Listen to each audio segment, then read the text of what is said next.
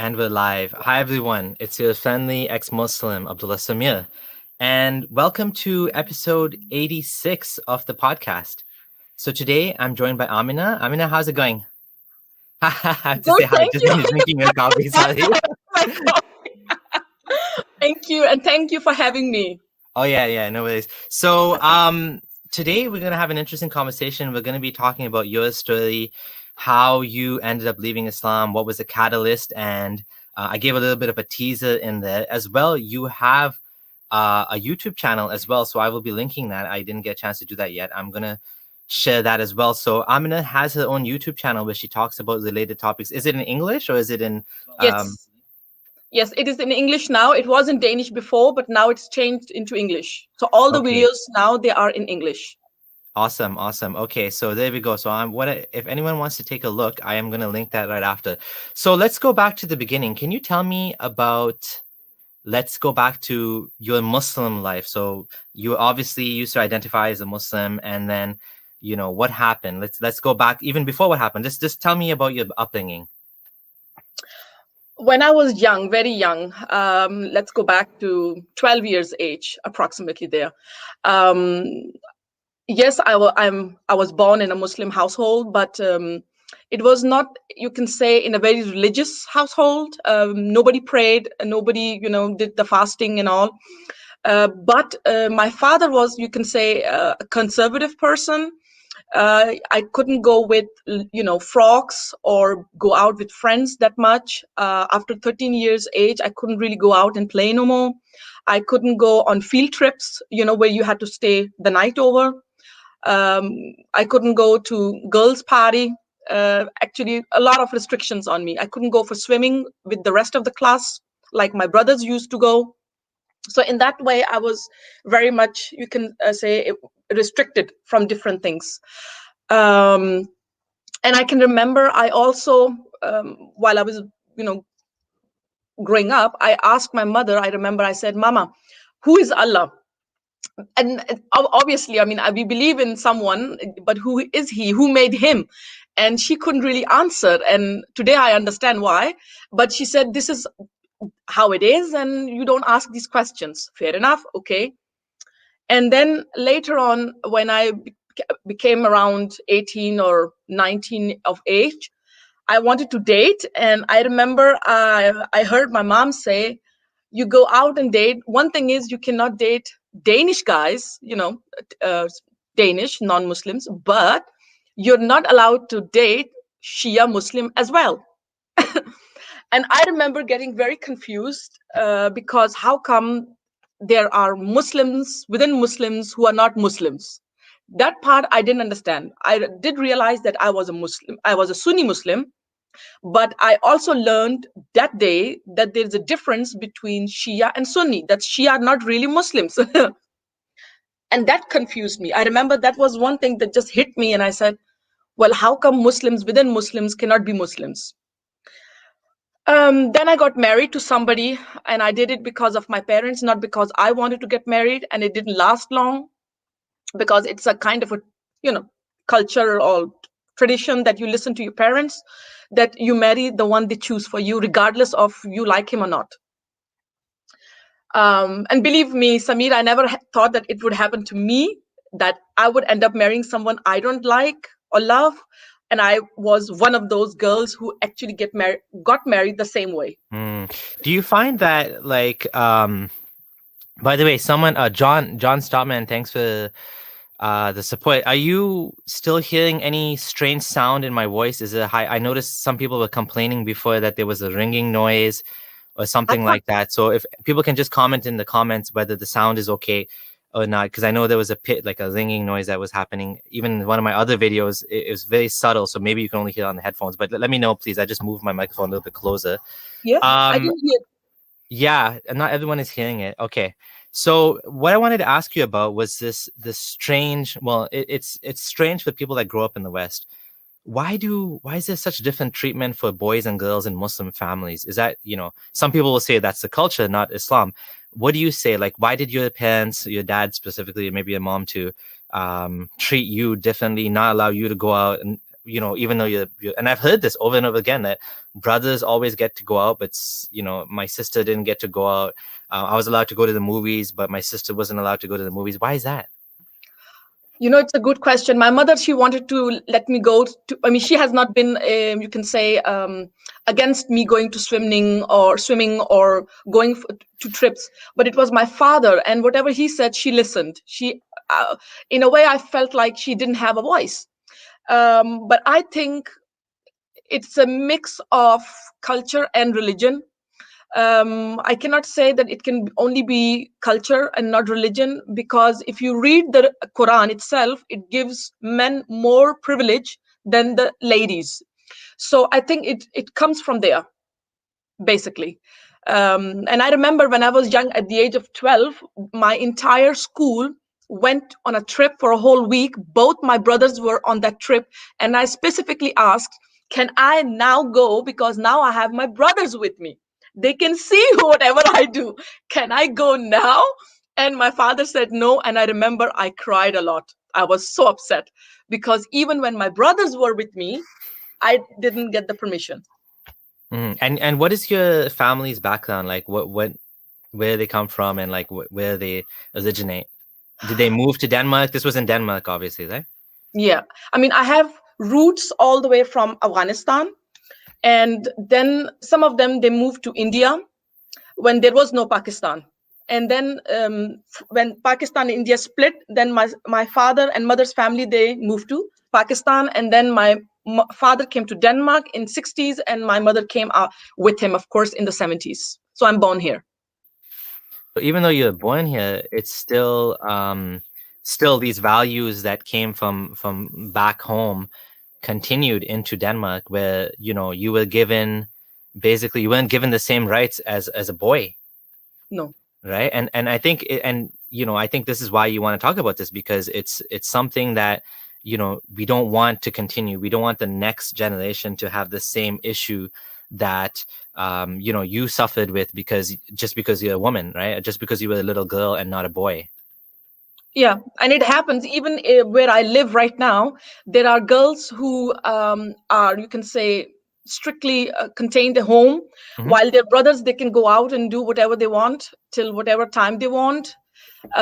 Families, they're buying pets for them to keep them home and busy. They can't even go out and really work. So they try all kind of things to keep the girls home but let the boys out. And this arranged marriage thing as well, like you said, you never expected it would happen to you. Is there like a lot of pressure from the family to get married to someone they choose? It can happen for certain people. For my what happened with me was that I went to Pakistan because my elder brother was getting married. It was not because I was supposed to get married. But believe me when I say this, when he got married, in a week, I got married. Oh, wow. Listen, I just need to double check the mic. Can you, okay, while I'm doing that, just tell us just continue talking about what happened. I'm just going to double check the wires on the mic because people are still hearing noise. Just give me 1 second. Sure. I mean, when I came from my trip from Australia, my brother had to get married, but in a week I got married. And when I look back at it, I was shocked, because I said to myself, because I was still hearing stories while living in Denmark, that these girls, they get married like this when they go to Pakistan. And I thought to myself, nah, Amina, you're not going to do that. You are much wiser. But I actually ended up doing it, not because I had pressure from my family members like that, but it was more like satisfying parents. It was about that. Okay, sorry about that. Okay, let me know if the sound is any better now. I apologize for this. I don't know what happened. All of a sudden, it seems like my setup is not working the way it used to. Like, I guess that's technology for you.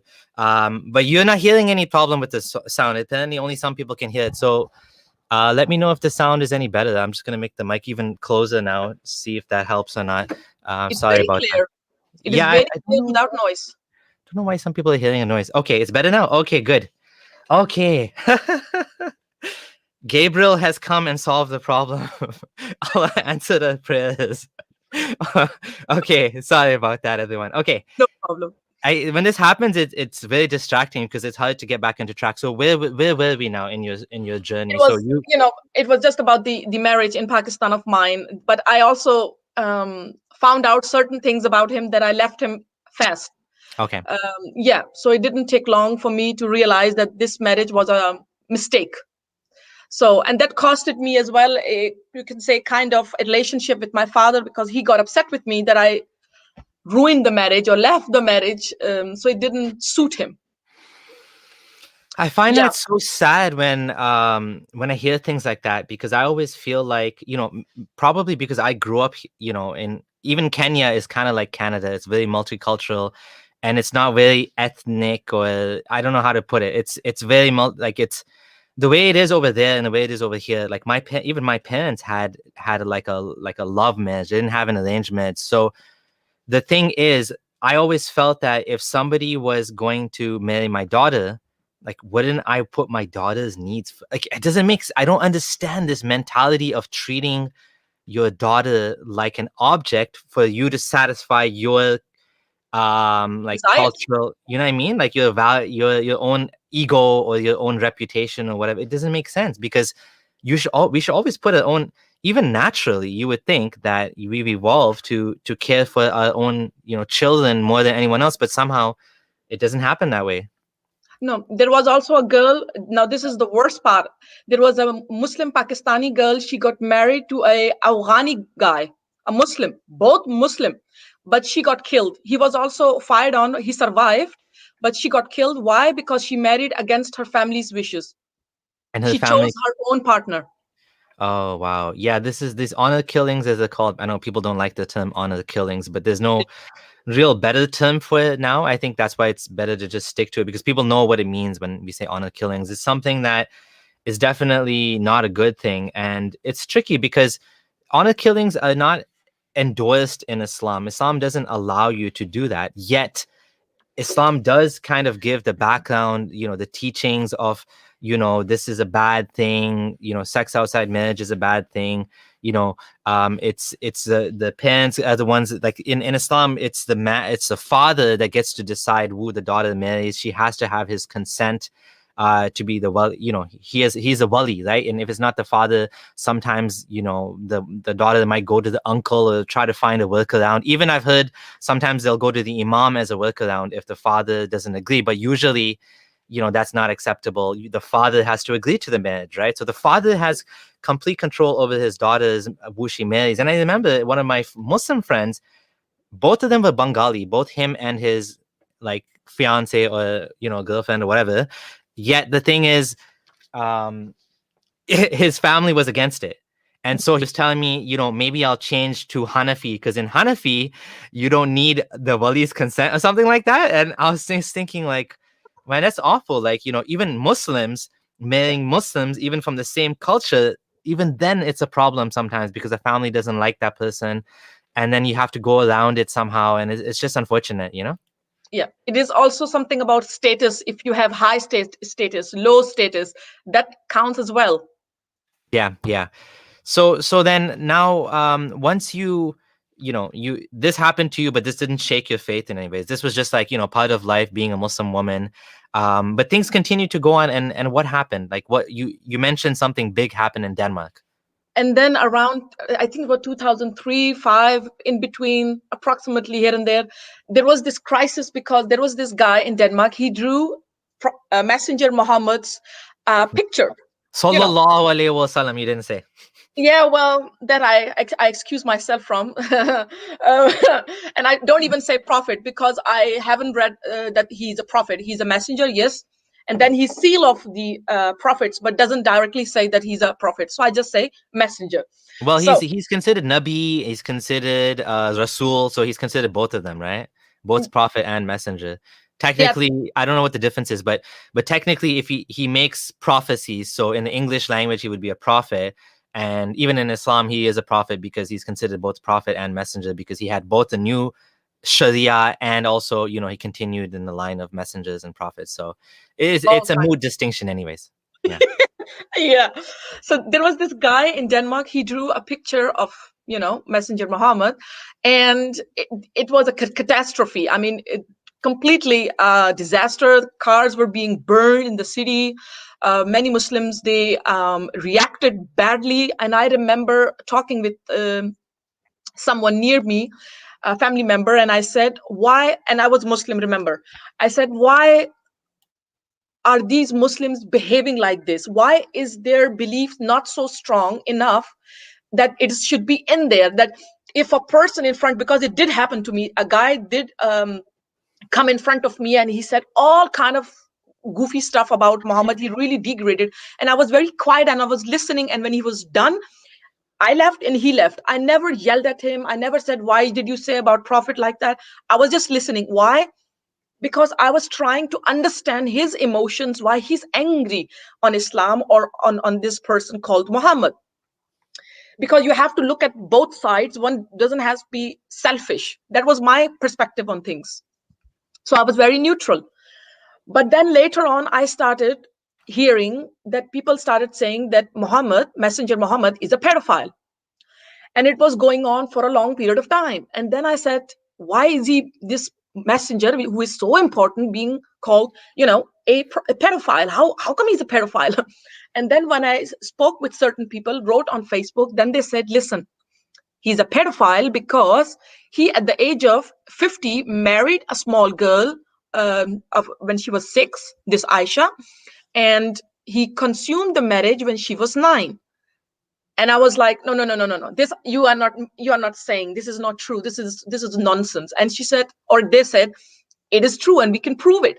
And they sent me the proof, and I went on Google and I searched many places, and I found out that Sahih Bukhari and Sahih Muslims are the books, the hadiths, they are considered to be authentic. And when I saw that, I can tell you this much, Samir, I was in shock.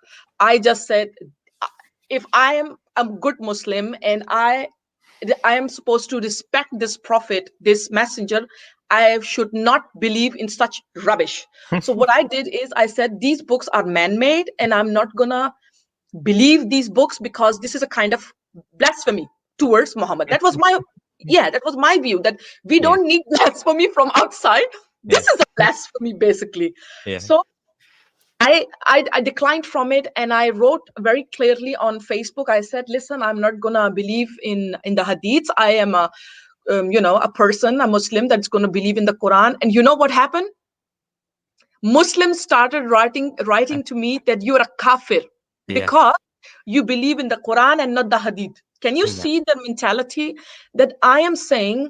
I believe in the Quran. I'm believing in Allah's words. I'm not believing in a man-made book which was written by a blind man 200 years after Muhammad's death. Mm-hmm. So it's interesting, before you continue, just to reflect on that. It's interesting that your instinct was, well, first of all, it's interesting that you didn't know that, because most Muslims don't know these things. That's, to be honest, like, it's not something that people, really emphasize or talk about. And most Muslims are not really reading hadith, right? I mean, that's something that's important for people to realize and reflect on, that the majority of Muslims are actually quite innocent of the prophet. They don't know that these are the things he did. They don't really understand. And now, what I find is, in the West, you have another type of Muslims that are now exposed to these arguments, and now they have the responses and rebuttals, and you have the apologists that, like, reconsidering, maybe Aisha was 19, right? Like, now suddenly she's 19, right? And people like Yasir Qadhi, at least the honest, and they're like, well, the only reason why people are saying she's 19 is because now it's become a problem that she was 6 and 9. So they are trying to revise or reform the religion, and there's people that are pushing back against that and saying, no, it's not an issue if she was 9. And there's the whole apologetics thing. But the interesting thing is that you were trying to maintain your Islam. You tried your very best to stay a Muslim, and you decided to throw out the things that didn't jive with your image of a prophet being the best, most beautiful, most respectful, honorable, noble man, which is what you were taught, right? I mean, all Muslims are taught that. I mean, I remember on TikTok, people were saying, oh, you're just lying that he had slaves. And I'm like, no. Okay, why would I make that up? Like, but okay, if I'm lying, where are you getting information about Muhammad? So the problem with becoming a Quranist, of course, is that there's no Muhammad anymore. Yeah, Muhammad's gone. And exactly. all you have is a Quran, and the Quran is without now context, right? When it says Tabat yada Abi Lahab wa tab, cursed are the hands of Abu Lahab. Who is Abu Lahab? So Quranists now, they have to come up with some way of interpreting that makes sense, which is very difficult, right? So I understand the pushback from Sunni Muslims, and I guess Shias too, when they say, "Oh, you're a kafir." I mean, nobody should be doing that, and I think that's wrong too. To obviously kick people out of Islam, but of course they're becoming defensive. There is people like Mufti Abu Layth now, and like I said, the reformers, the people that now they want to save Islam from these bad things. So what they do is they're trying to change Islam and make it more appealing. So they're like, yeah, Bukhari is wrong. And they say the same thing that you were saying. How dare you say that Muhammad married a child? Like, how dare you say that? And they're Muslim too, right? But somehow they're finding a way to make that work in Islam, which is weird. Personally, I think just like you do, that the whole thing is rubbish and there's no point trying to save it. You know what I mean? Yeah, yeah, exactly. And then further ahead, before me going into politics at all, because I was anti-politics, because I thought politics, it's like a headache. You get into it and, oh my God, you have to do this and that. I mean, I was very much anti. But around 2016, I decided that I'm going to study Islam. I'm going to find out what is it that I believe in. And then I remember saying, Allah, show me the way, show me the truth. Literally, I used to sit till 3, 4 o'clock in the morning. I was going crazy every single day, almost sitting and reading the Quran many times through online and Googling information and saying to myself, God, show me the truth. Show me the truth. Because I was looking for the truth. I wanted to defend my Islam in the best way that I could and understand it. And And the around, funny thing is, a lot of Muslims say if you want to be guided, that's what you should do. yeah, And that's exactly what you did. yeah. And around 2017, I became the member of that political party that, in Denmark, which is very much for the Danish people. Um, but I became, member, and I was anonymous. I didn't come out, as they say, like come out of the closet type.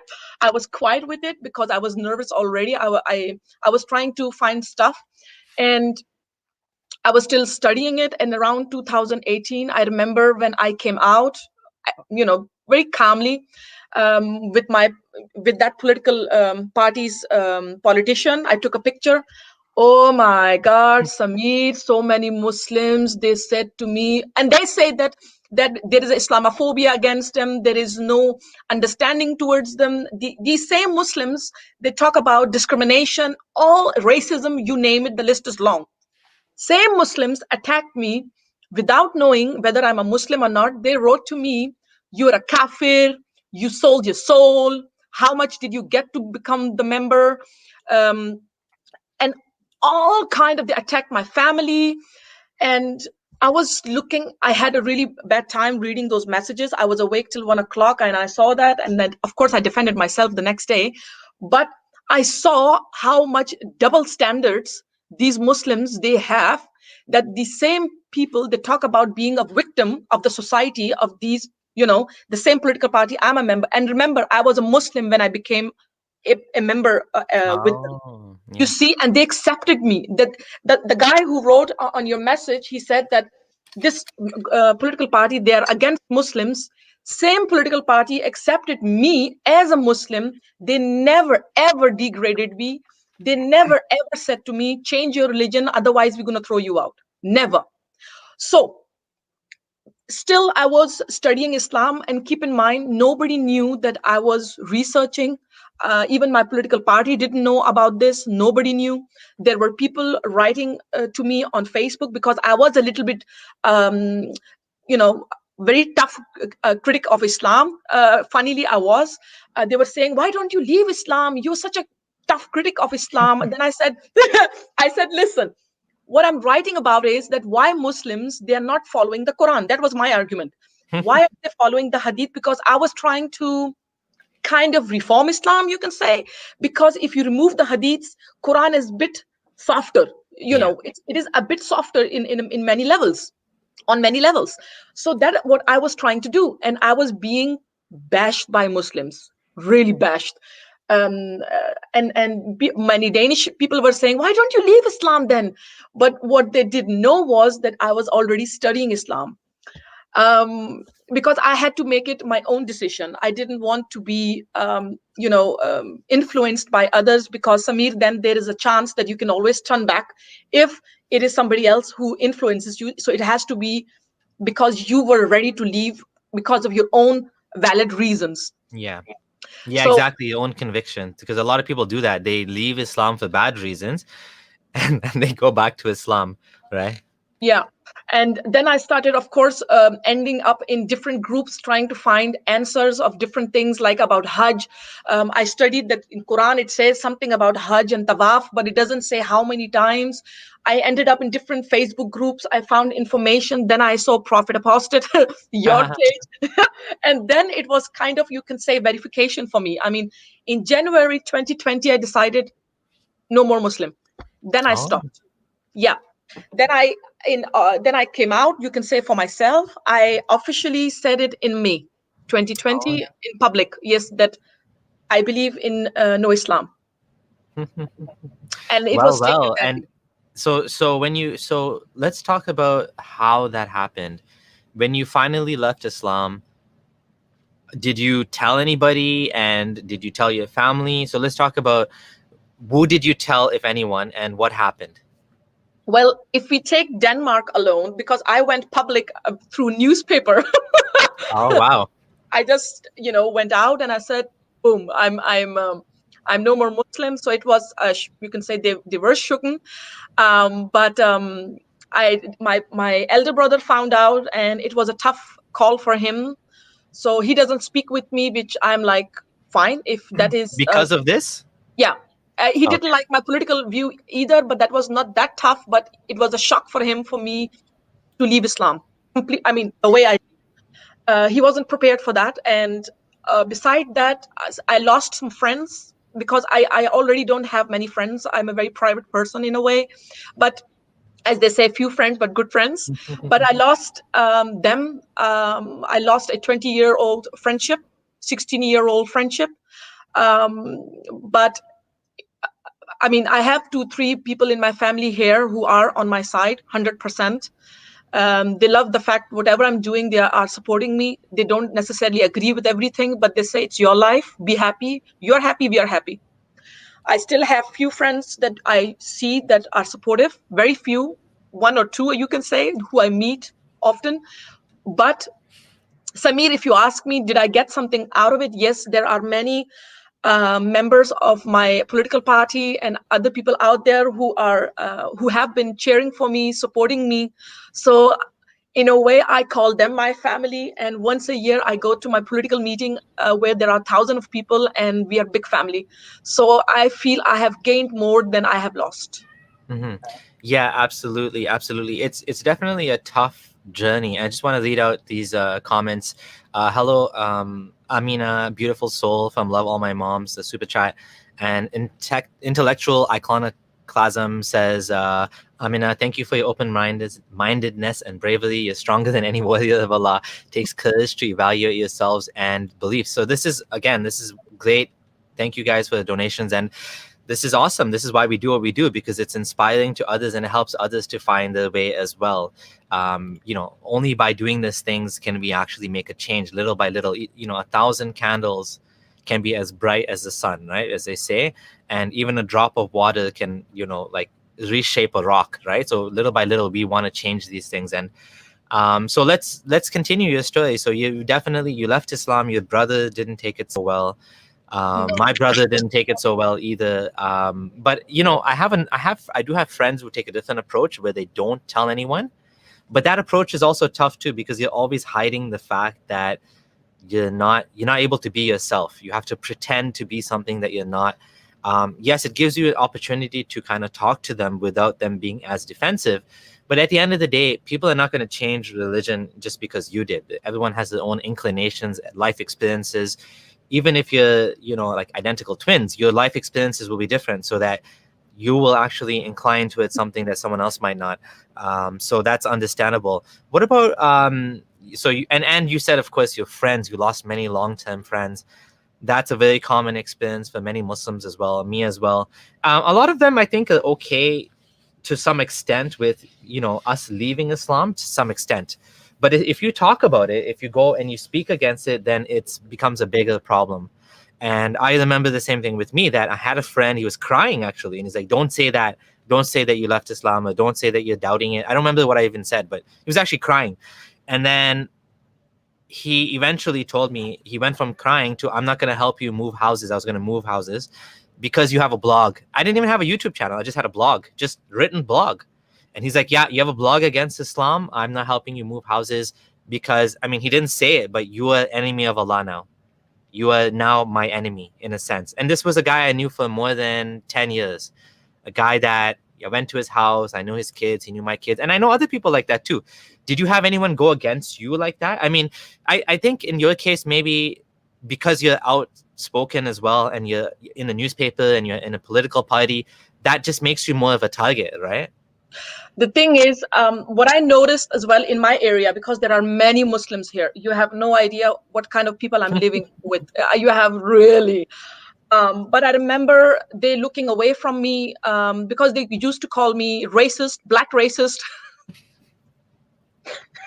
spitting after me when I was the member of my political party, when they found out. And when I left Islam, I think they went in shock. One thing that amazes me is none of them came near me to ask me, why did you leave Islam?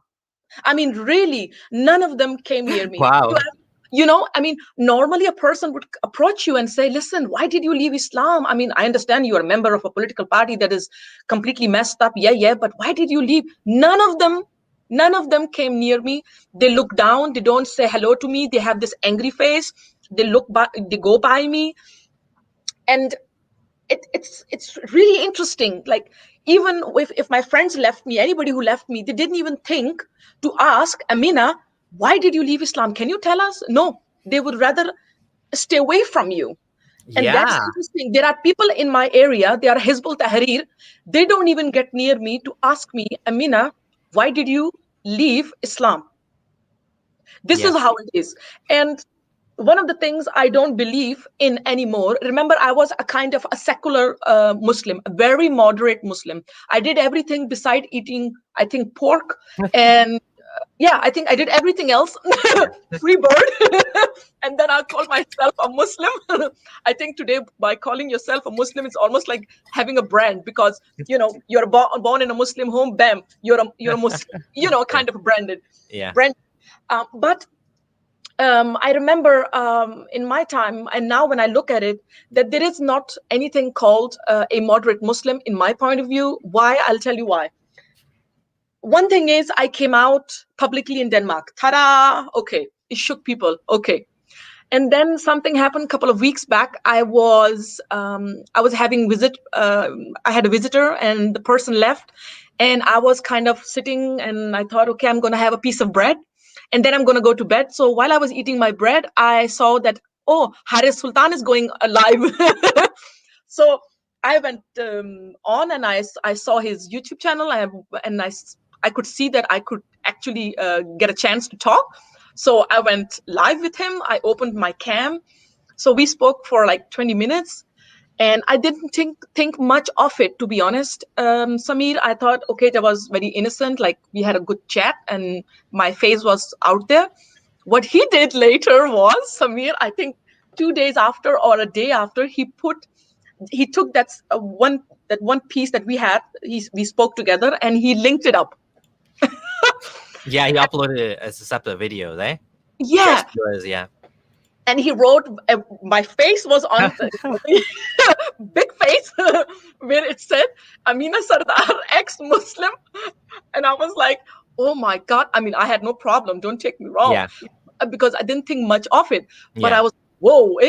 And then I think 2 days after, my mother got messages from Pakistan, like, look at this, what your daughter is doing, kind of thing, And the message came out that, and we are talking about people who are secular, who are moderate Muslims. We are, I mean, really educated. They were saying, leave her, don't hang around with her. If somebody should harm her, you will get harmed as well. These threats were coming out. Yeah. Yeah. And I was like, how lame is that? That this is the best that you can come out with. And then people, they say that Islam is tolerant. Yeah.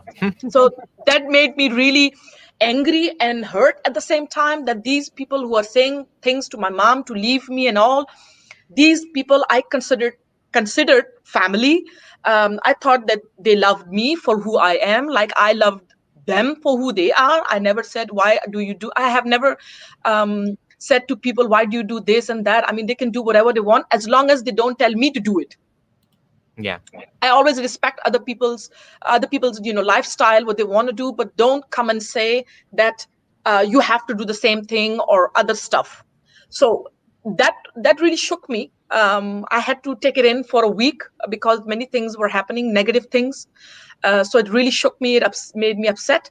But I am over it. That's not the point. But it just showed me that even though when Muslims, they say we are moderate Muslims, we are liberal, we are secular, they are not. Because in the end of the day, Islam means submission. They have to submit to Allah and His sayings.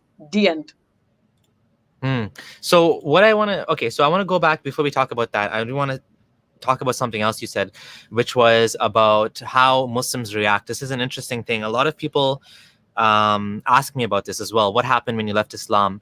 And I had the exact same experience as you, that very few people actually asked me about it. And I remember one guy who's now like an imam. Like I hang around, I was in a very like hardcore crew of people, people that go to the mosque 5 times a day, pray Fajr, go for Taraweeh every day, stay in the mosque for itikaf. These are the type of crew that I had, big beard type of people. One of these guys is now an imam. Actually, a ton of them are imams, which is hilarious. But anyways, this specific guy, and he's like, what happened? And, he's asking me, and I started talking, and he's like, oh, I got to go. And he left. And he never, ever wanted to hear about it again, because I think that's the knowledgeable ones. Now, the unknowledgeable ones, they're just like, they don't even want to talk about it, because for some reason, I think maybe in the back of their mind, they also have doubt. And they're like, oh my God, this guy left, and I don't want to deal with that, issue. So I don't want to think about it. I don't want to talk about it. I don't want to ask questions. You should go talk to the Molvi. Go talk to the imam. They always tell you, go to the imam, go to the imam. They don't want to engage with that level. Also, because they know, at least in my case, that I was already knowledgeable before they were knowledgeable. They were not knowledgeable. They're just like, not so practicing Muslim. Maybe they're practicing, but they're not like, they're not into learning about Islam. So someone like me that knew about Islam, left Islam, now they're like, well, they don't have any arguments, right? Because they don't know anything in the first place. All they know is this guy was, even my cousin, he was like, what happened to you? I used to look up to you. You were the guy that was like Johnny Walker Lind, the guy with the, the converted to Islam and was this and that. And now you left Islam. Like, I'm disappointed. And I thought, this guy is not religious. He doesn't pray. He drinks alcohol, goes clubbing. I thought he was the fake Muslim. Yet he's finding that I'm the bad guy now, which is weird, right? Because you find these people that they don't really practice Islam, but they still believe in Islam, which is kind of weird. But anyways, that is my experience as well. And in a way, I think it's unfortunate that people that they don't want to ask questions, because I think it would be much better if they did, because they would learn and they would be able to, but they don't do that. They don't engage. They just don't want to know, a lot of them. And it's just this weird awkwardness. They don't look. Hizb ut-Tahrir, I have a huge problem with. They're not like that over here. In Canada, Hizb ut-Tahrir is very aggressive. They love to debate. They love to argue. I had a Hizb ut-Tahrir contact that I knew from before I left Islam, and he wanted to he was debating me on Facebook, and he got mad at me at one point and blocked me. He said, you're an enemy of Allah. You're going to end up drunk, homeless, drug addicted, sleeping in the gutter, this and that. And then he blocked me. And this is before I would love to have a screenshot of that to show him that, hey, look, that's not happening. I own my house. I'm doing well. Like, I'm making 6 figures in my full-time job. My YouTube channel is successful. Like, the exact opposite of what you said was going to happen happened. Leaving Islam didn't pull me down. It brought me up. And exactly. It does bring people down if people are too entrenched into it, because now you have to escape. right? It's not like you just become free for. It's not like you become free for free. There is a heavy cost. And some people, if you're a woman, it could be even heavier. If you wear hijab, if you're in a Muslim relationship, there's more and more and more costs involved. If you're an imam, people are like looking up to you. Now you have to like escape from that. You know, if you're on a board, a mosque board. I know one guy, he was on a board of some mosque. He had donated like, I don't know, some tens of thousands of dollars to the mosque, and he became ex-Muslim. Now he had to find his way out of that. And so he was like quietly trying to get out of the board because he didn't want to do anything. He didn't want anything to do with the mosque. So it becomes a challenge, right? It becomes a challenge to extricate yourself from Islam, because Islam kind of, you know, takes you and pushes you deeper and deeper into this. You know, I don't want to say cult. In some cases, I think in my case, I kind of was in a cult because my friends all left me. They didn't want anything to do with me. So that is like a cult. Some people are not in a cult. Like I think some Muslims, if they left Islam, it wouldn't even affect them because they're not even doing anything Islamic in the first place, right? I think there's different levels, right? And but the ones that are more into it, it becomes harder to leave because now you lose your social circle. You probably didn't have many non-Muslim friends like me. I didn't have many non-Muslim friends. All my friends were Muslim. All my social circle was Muslim. Everything was Islam, right? So in those people, it's the toughest. The people that I think that are like having a normal life, you know, they have a mortgage, they have maybe they're even married to a non-Muslim. They don't lose as much. And so sometimes those people, they look down on us and they're like, why are you talking bad about Islam? Like, my life is good. I'm Muslim. My life is good. They don't do anything Islamic. They're not sacrificing anything for Islam, but their life is good apparently as a Muslim, right? I mean, I had a really, I must say, there was somebody else as well. I mean, I didn't have many Muslim friends, very few, 2, 3 of them max. And some Danish friends, few. I mean, I never had a big circle of friends, never had it. But I had this one friend I met a couple of years ago. Today we are very close. I really love that friend of mine. I remember her telling me a story about how she left Islam, for what reason. I remember thinking, how can one leave Islam because of that?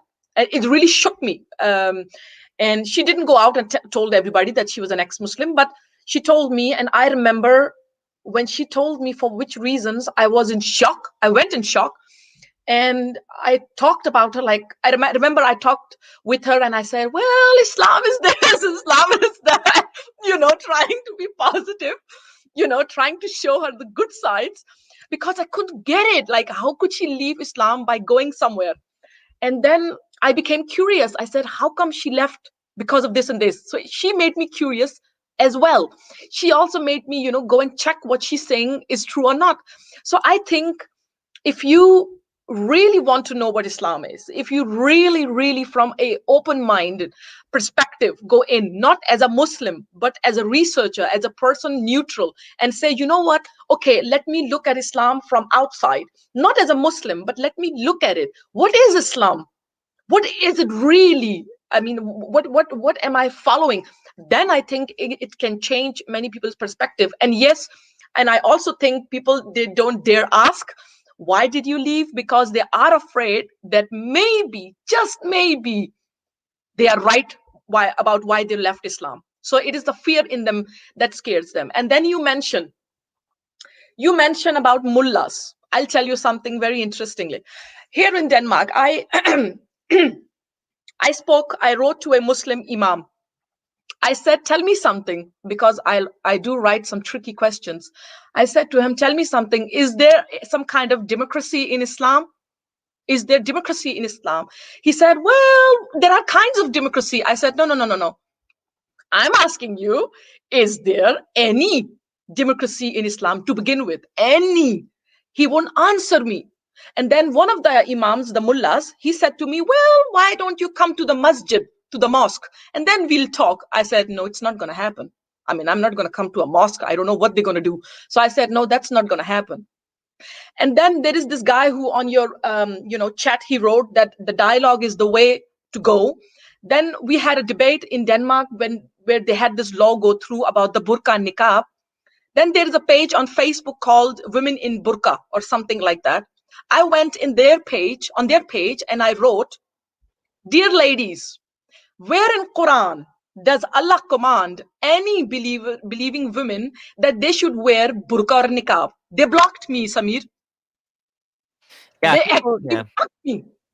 yeah. I find that that is also a big problem with Islam slash Muslims right now, which is it's very insular. Like if you go to the Muslim Reddit, it's like they're so strict that you cannot even post a comment unless you have a very high upvote score or something like that. I didn't even realize that. So by default, any new members on the Islam subreddit, all the comments are hidden, which is crazy. I have a long list on my blog of Muslims. I call it Muslims running away, and I don't think all Muslims are like that, but it's a pretty long list of group after group after group that doesn't want to engage. They didn't want to dialogue. They just block you. They're just not interested. And frankly speaking, it's up to them if they want to dialogue. It's their choice. No one's forcing them to dialogue. But at the same time, it's oh, my camera just turned off. At the same time, it's ridiculous that they would claim to be the superior religion, and yet they're also saying that, oh, we don't want to talk to you. We're scared of. They're basically admitting they're scared, right? Exactly. And that person who also on your chat in the beginning, he spoke about my political party being kind of negative towards Muslims and all that, not being tolerant. But what he forgets to understand is that Muslims, they are not tolerant either. And if you look in the Quran as well, there is no tolerance towards non-believers. They even say, the Quran even says that if you conquer a place, you have to take tax from them. There is no Yeah. respect toward another belief. So I don't understand why should a Christian country respect so much the Muslims when they don't even respect you back. There is a Muslim imam, he actually said in his preaching, and he was fined as well. He said in his preaching that kill the Zionists. That is the preaching. Then there is another imam in Denmark, and he said, I hope ISIS wins and he will support the Khalifa. So when you have imams in Denmark who are, the most important people for many Muslims, many Muslim people, they look at them, and I'm not trying to generalize or trying to say something that is not real. I can prove everything. When you have imams like that saying these things, where is the peace? Where is the tolerance? Where is the dialogue? There is no dialogue. There cannot be any dialogue. And specifically, when I write to certain imams on their page, they block me, they remove my comments, they don't go in dialogue with me. So I don't understand what kind of dialogue they're talking about. There is no dialogue. They Yeah. block you. They complain to Facebook, they get blocked. Yeah, so I just want to be a little bit careful in saying things like Muslims are not tolerant, because I think Muslim is a very large group of people. And so, we can say some Muslims are not tolerant. For sure, Islam is not tolerant. Islam teaches, like you said, you gave examples from the religion about, subjugating disbelievers and stuff like that. But when it comes to groups of people, I just want to be careful that we don't, unfairly, Of course, of course. That I always say that it's not to generalize. It is something else we are talking about. It's not all Muslims, because many of them, they are good. But I must say, I miss those moderate Muslims to come out and say stop to these extremists, you can say, in a way. Come out So and for it. So, when it comes to Denmark as well, let's talk about this a little bit more. Why would you call it a Christian country? Like, is it a religious country? Because from what I heard, Denmark's most of them are not religious. Even though they all consider themselves Christian, less than a fifth of them see themselves as very religious. To me, it's more like a secular country, right? It is. It is a Right. secular country, Yeah. no doubt. But they value their belief, even Yeah. though they don't show it that much, but they value it, and they see themselves that they have this religion, so they Mhm. respect. So about the moderate Muslims, I personally, I do think that I'm okay with that term, even though that term is very, I don't know, it's very wishy-washy. It could mean anything to anyone. I mean, some people will say moderate Muslims are anyone that's not ISIS. Some people will say moderate Muslims are Muslims that drink alcohol. Some people will say moderate Muslim. Like, it's not fixed what that means. What does moderate Muslim mean? True. But I do think that the vast majority of Muslims, especially in the West, are actually the type of people that are tolerant and they don't care. They just want to go on with the business. They just want to live their lives. And they just, like, for example, my mom is a Muslim. She doesn't pray usually. Sometimes she does. She doesn't go for Jummah. She goes to Eid namaz like any other auntie would. Same with my family is a little bit more on the less religious, more accepting side, more tolerant side. And I know that's not necessarily the case for all Muslims, but I do think there's a large number of Muslims that are, ideal citizens of, let's say Canada. There's obviously a conflict between people like Hizb ut-Tahrir who want to reestablish an Islamic state, and then a lot of my friends that, like, they just, yes, they don't want anything to do with me, but none of them tried to kill me. None of them tried to harm me. Some of them, the one exception is there was somebody, and I don't know who it was, who tried to make a campaign to get me fired from my job. So they're basically trying to boycott me using legal means. So they're not like blowing up my house or something, but they are trying to harm me. So at this point, I've become like a sort of, big figure. So I've become a target in that regard. And so the more bigger you get, the Yeah, more dangerous it becomes, because there's always going to be, like, if you're just like talking to 1,000 people, probably you'll be fine. But when you get to like 100,000, a million, my first video is like 1 point something million people, you're going to get some people in there that really have an issue with you. And true. those people, they're going to be out to get you. And it's even worse for like some of the ex-Muslim women I know. For example, Aisha in Australia, she has like deranged people after her, out to get her, out to post her address. Haris Sultan as well. Someone was, trying to post his address on online, and I don't know if he's going to move or not. But like, people want to dox you, so you have to be more and more and more careful, because there are going to, the bigger the group of people you're interacting with, you're going to get more and more deranged people, and that happens to all groups. So for example, even like popular gamers on YouTube, female gamers, they get guys chasing them, following them, trying to get the address, showing up at the houses, calling them all sorts of vulgar abuse. So in general, when you're on the internet, you get a lot of abuse. So I just want to make that clear, that all sort of YouTube personalities do get this abuse. But in terms of being an ex-Muslim, it's even worse. It's even worse because people take it very personally when you attack their religion, and so it's like next level in some regard. That being the case, I do think that we should try to, allow Muslims the right to be secular, meaning we shouldn't put down, I don't like when people put down Muslims for not being religious. And sometimes atheists will do that. They'll say, you're not a true Muslim, you're not like ISIS. And I think that's silly, because who said that ISIS is the true and perfect example of Muhammad? They say that.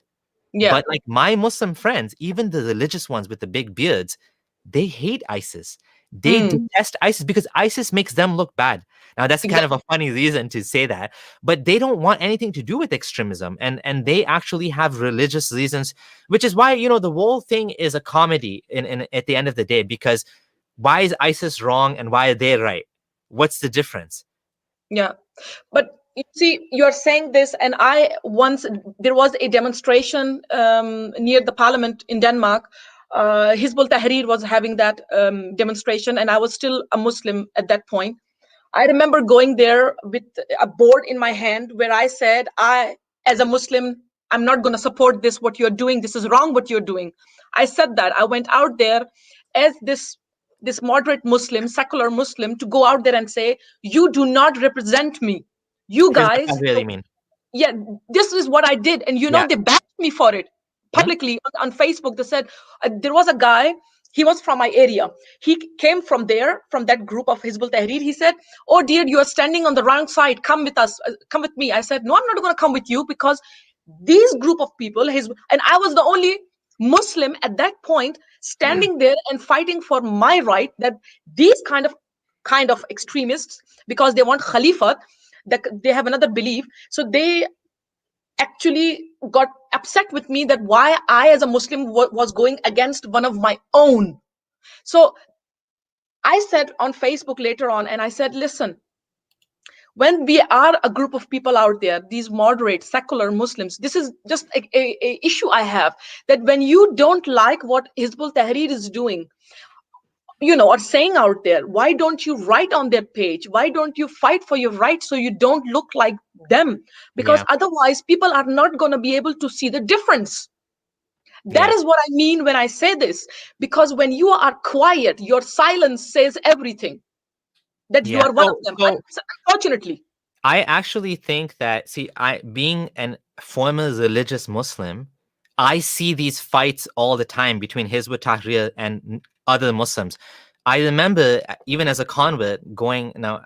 I converted from Ismailism, so I consider myself a convert. So this is all new to me. I learned Islam, Sunni Islam from scratch. I remember in university, going to speeches by Munir al-Qasim. He's a popular speaker. I don't know if he's part of Muslim Brotherhood or if he's just a popular speaker, Munir al-Qasim in Canada. And he was actually, anyways, he was related to someone I knew in my high school, but he was a popular guy in Canada. He was doing a speech. Hizb ut-Tahrir shows up in the conference. They stand up and start shouting at the guy, "Why are you not talking about Khalifa? Why are you guys talking about, purifying your heart and Islam, being better Muslims and, being better examples of in society? And why are you telling people to vote for this guy?" And that? Hizb ut-Tahrir used to show up and heckle the Muslim speakers at my school, in my university. That's what they do. They tend to get into fights all the time. And I remember there was a Jummah khutbah in my university again, where a Hizb ut-Tahrir speaker came and talked about Khalifa, and the Muslims got mad at him. They're like, Yeah. "Why are you bringing this shit into a school, this sectarian nonsense?" And they had a big conflict. They have had debates. The Hizb ut-Tahrir was saying slavery is not haram. It continues to this day. The Muslim guys were fighting him and saying, Islam said slavery is haram now. And of course, I don't agree with the Muslim guy at that time. The Sufi guy was saying Islam says slavery is haram. There is a letter to Baghdadi website, lettertobaghdadi.com, signed by over 100 Muslim organizations and imams and speakers condemning ISIS. The battle between Hizb ut-Tahrir and the other Muslims has been going on for a long time. In my community, they have an organization known as DawaNet or Sound Vision in Toronto. DawaNet has events, for example, like Muslim Fest, where they bring Muslim artists, singers, all sorts of stuff. And they even bring politicians and they say, let's try to get involved in politics, which I think is a good thing. Muslims should engage with democracy. I don't want Muslims like Hizb ut-Tahrir saying down to the Kafirs, down to democracy. We don't want nothing to do with this Kafir system. We should migrate to the Muslim. I don't like that. I do understand that if Muslims get involved in democracy, it's going to affect the laws in a way that maybe I won't like. But that's democracy. And I love democracy. And I want people to engage in democracy because I believe in democracy. I'm a believer, right? So I'm saying even they're condemning organizations like DawaNet, Sound Vision, mainstream organizations that are trying to get Muslims more engaged with politics. They're like, if you guys vote, you're kafir, right? So there is this healthy sort of dynamic tension in the Muslim community where you have extremists, I shouldn't say extremists like Hizb ut-Tahrir, I know. Yeah. and you have Muslims that are like, they want to be part of the society, they want to engage, and I'm all for those type of Muslims. Those Muslims, again, they don't necessarily like me, but they don't want my head on a stick either. Now, we're not talking about in an Islamic state. In an Islamic state, it's totally different. When Islamic law is the law, then of course, people like you, our heads would be cut off. We would be dead. Islamic law says people like me and you should be dead. I'm not talking about that. I'm talking about Muslims that want to live their life. They have big beards, whatever, but they pray 5 times a day, whatever. But they do their job. They work in regular companies. They're my coworkers at the office. Those type of people, I support them. If they want to practice Islam, I don't care. I will support their right to wear hijab. Muslim women, I will support their right. I will fight for their right to wear hijab as long as they fight for my right. I mean, they don't even have to fight for my right, as long as they don't take away my right to disbelieve. And because I believe that's a better system. Secularism protects my rights and their rights both. And I have no problem with them being Muslim, practicing Islam, as long as they don't push their shit onto me, which is why we need secularism. Secularism is so important. And yeah, there is a danger that Muslims will use and that's what Hizb ut-Tahrir does. Exactly. That's what I'm saying. That's what, and that's what I mean, my trust towards them is very, very low. I'm sorry, it is. They use takbir or takbir, what do you call it? There is a word they use where, as if they are allowed to lie in the society. They were actually, exactly. There was a tape, there was a what do you call it, a program. They made an undercover documentary in Denmark, and they found out that there are some people, I think in mosque or something, they tell the Muslims how to cheat the system. They actually teach them how to do what and say what. And then when it came out, then the mullahs, the imams, they said, "Oh no, we didn't mean it like that. We meant like this." And I mean, personally, I have this thought that if Muslims wanna, you know, wear certain clothes and do this and that, they can do it. But my problem is, Samir, my problem is that I'm afraid that if they get enough power, they're gonna put their clothing and stuff on us when the time comes. Then there will be zero respect towards people like us. Even the religion says there is zero tolerance, and I don't want to be a part of it. There is a I don't hear stuff from the Sikh people, Indian people, Jews in Denmark complaining about anything. But there are Muslims. My God, Samir, they complain about everything and anything. And again, I'm not generalizing. I'm not saying it's everybody. I have never in my videos tried to generalize any Muslim like just like that. Never done it. Never said all. But there are a group of people who are doing this, and it is terrible. Then there are ladies out there that talk about. There was a case of an interview. A girl, she went for an interview with SAS airline, and she wasn't elected. And she said, "Oh, it's probably, I believe it was something like that. That it was because of her scarf, that she was wearing scarf." I'm not sure about the abahe, but it was about the scarf. And she felt discriminated, or I think it was racism. I can't remember, but it was something like that. And Samir, here my point is, listen, they have a dress code that you have to wear certain clothing to be a part of their group, which is fair enough, which doesn't include a scarf on your head. So you can't get the job.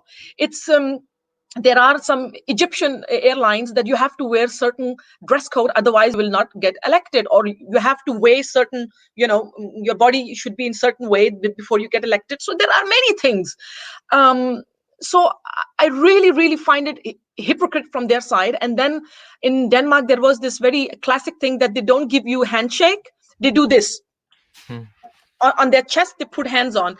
And then the king or the prince of Saudi Arabia, he goes around and he gives a handshake to women in Saudi Arabia. So that doesn't look good, Samir. This Yeah. is what I'm saying, that they sometimes I feel like they ruin it for themselves. So I agree and I disagree. So some things I agree with, and I'll tell you what I agree with first. I agree that Muslims tend to have a victim mentality, and I this is a big problem. And I do think that the word Islamophobia enables this victim narrative. At the same time, there is, to some extent, the rise of the far right. There have been, attacks on Muslims, many attacks on Muslims, much less than you can say the attacks by extremists, Islamic extremists in the world, Muslim extremists. But there is something which is anti-Muslim bigotry, and I think it's a valid thing to worry about, just like this anti-Semitism. I don't like the word Islamophobia because it's stupid, and it conflates criticism of Islam. And criticism of Islam is fine, criticism of Judaism is fine, criticism of communism is fine, criticism of any ideology is fine. So Islamophobia, if you're saying you can't attack or criticize, or if anyone can love Islam and say, "I love Muhammad, I love Islam, Islam is the best, and kufr and taghut and disbelief is bad," then I can say, well, I think Islam is bad. I mean, why not? It's just you have an opinion, I have an opinion. If you're saying I'm an Islamophobe, then you're an Islamophile, right? Just like there's pedophile, there's Islamophile. Well, that's silly, right? I mean, it's silly. Then there's Hindu, like it's dumb. But the term itself is a type of gaslighting, right? And so I don't like the term Islamophobia, but I'm against anti-Muslim bigotry. And this is something I'm very strongly against, especially being an ex-Muslim. And I know that my words are sometimes used to be bigoted against Muslims. I fight against that. And that's one of my most important missions. And that's what, one thing I think makes me, distinguishes me maybe in some sense. Now, I want to talk about some of the things you said. So victim mentality, I agree. Now, when you say, for example, the Saudi king, he'll shake hands with women, but some Muslims won't. Well, first of all, the Saudi king is considered a hypocrite in many ways. And Muslims don't look at him as a religious figure. that they look up to. He's a politician, and he plays this politician game where he's Muslim, whereas probably on the weekends he's going to Bahrain, partying with women, wearing a mask, and who knows what he's doing. And Muslims know this outside Saudi Arabia. He has a good, he has them on in such a way that they all think he's a good Muslim. He prays and blah blah blah. But a lot of Muslims, especially Hizb ut-Tahrir, detest the guy. They consider him an enemy of Islam. He's an evil guy that is holding the Makkah hostage because he made allies with America, right? Like he's an ally with America, so they consider him even a disbeliever in some extent. Extremists hate the Saudi king, right? Anyways, and now the Saudi prince, he's actually I know some Saudis I've talked to. I had one on my channel recently. He's actually making it more liberal. He's allowing women to drive and stuff like that. And so so Muslims don't look at him as a religious authority, first of all. Second of all, I don't have a problem with Muslim men or women not shaking hands, or Jewish men saying they don't want to sit next to a woman, or a Jewish woman saying they don't want to sit next to a man on the bus or on the plane or whatever. Of course, there needs to be some sort of issue there, because if you're going to buy a ticket on a plane and someone sits next to you and it's a woman, well, that's too bad. That's too bad. There's nothing you can do about it. You can ask to be relocated, and if they want to be relocated, I have no problem with that, because it's their right, within their rights to do that. If I don't want to shake hands with a woman as an atheist, it's not because, as a Muslim, let's say, it's not because they think women are inferior, because I know my wife as well, as a Muslim woman, she didn't shake hands with men. She doesn't think men are inferior. Some people misunderstand and they say, well, you guys think women are dirty or something. No, it's not like that. It's because they consider it like haram, that you cannot touch another woman, because Muhammad said, a woman and a man that are not related, not mahram, cannot touch. Right? And there's disagreement on this. Yasir Qadi said that Muhammad himself didn't take bay'ah from women, but there's some hadith that say that he actually did. He actually shook a woman's hand or whatever, or Uthman did. So it's not considered haram, but it's like not recommended or something. So there's different opinions even among Muslim scholars. Some will say it's okay to shake a hand of a woman. Some will say no, it's haram. So I don't have a problem with that, because it's their religion. I don't care. It doesn't affect me. It's their right. Just like if they want to wear hijab. Now, when it comes to, for example, now here's where it gets tricky. Egypt Airlines saying you have to wear hijab. Now, Egypt Airlines is a private corporation that's allowed to have a dress code. So I don't have a problem with the corporation saying this is the dress code. And now you have to decide, are you okay with that dress code? Are you not okay with that dress code? If it becomes, and it's tricky, it gets tricky for sure, because sometimes it could be discriminatory and then it becomes against the law. So, for example, in Canada, if you say you're only going to hire a Muslim, that could be against the law. In Egypt, obviously, you're probably allowed to do that. I don't know what the laws are in Egypt, but it's tricky because private entities can have their own regulations, can have a dress code. Let's say, for example, let's flip that. Let's flip that now. Let's say you go and you work for a restaurant like Macy's, or like you're working for like a fancy restaurant where you're expected as a woman, you have to wear a certain dress code, like, for example, either pants or a skirt. Now, can you say, oh, I'm a Muslim and I don't like that? Or, for example, you're a taxi driver, oh, I'm not going to take any people that have dogs. Now, you are going against the law, not the laws, but the rules of the corporation. And so now, that's the same thing in reverse, where a Muslim is saying, I don't care about what you guys have as a uniform. I want to make an exception for me. I think, well, too bad. In that regard as well, if that's the dress code, and they're not just excluding Muslim, that's just the dress code. Dress code is, let's say you have to wear pants. A Muslim woman might say, well, I don't want to wear pants. I only want to wear skirts. Don't apply for the job then. Exactly. Right? So I don't know. It's tricky. Like, you know what I mean? Like, and one more. Okay. So do you want to say anything to that before I go to the last point? No, you just continue. No, yeah. The last point I disagree with is about taqiyya. So I do agree with you that Muslims, and I have heard this, Muslims, especially people like Hizb ut-Tahrir, are the type of Muslims that would try to cheat the system because they see it as some evil, oppressive system that, we're at war with. Even though, and the guy that blocked me, Mazin Abdul Azim, who is sort of like Amir of Hizb ut-Tahrir here in the Toronto area, he blocked me because I actually said to him on Facebook, why are you here? If you hate this system so much, why are you here? And that's when he couldn't take it anymore and he blocked me. Until then, he was happy to debate with me. When I said, why are you here? He blocked me. So I do understand that. But I remember as a Muslim hearing from people like Hamza Yusuf and Sheikh Bilal Phillips that Muslims are not allowed to cheat the system. And he was shitting on Muslims that, for example, they have two wives and they're getting, for example, benefits, unemployment or whatever from multiple wives, and they're taking that money. And he was saying, you guys have no right to do that. If you're living in a non-Muslim country, you have to obey the laws of the land.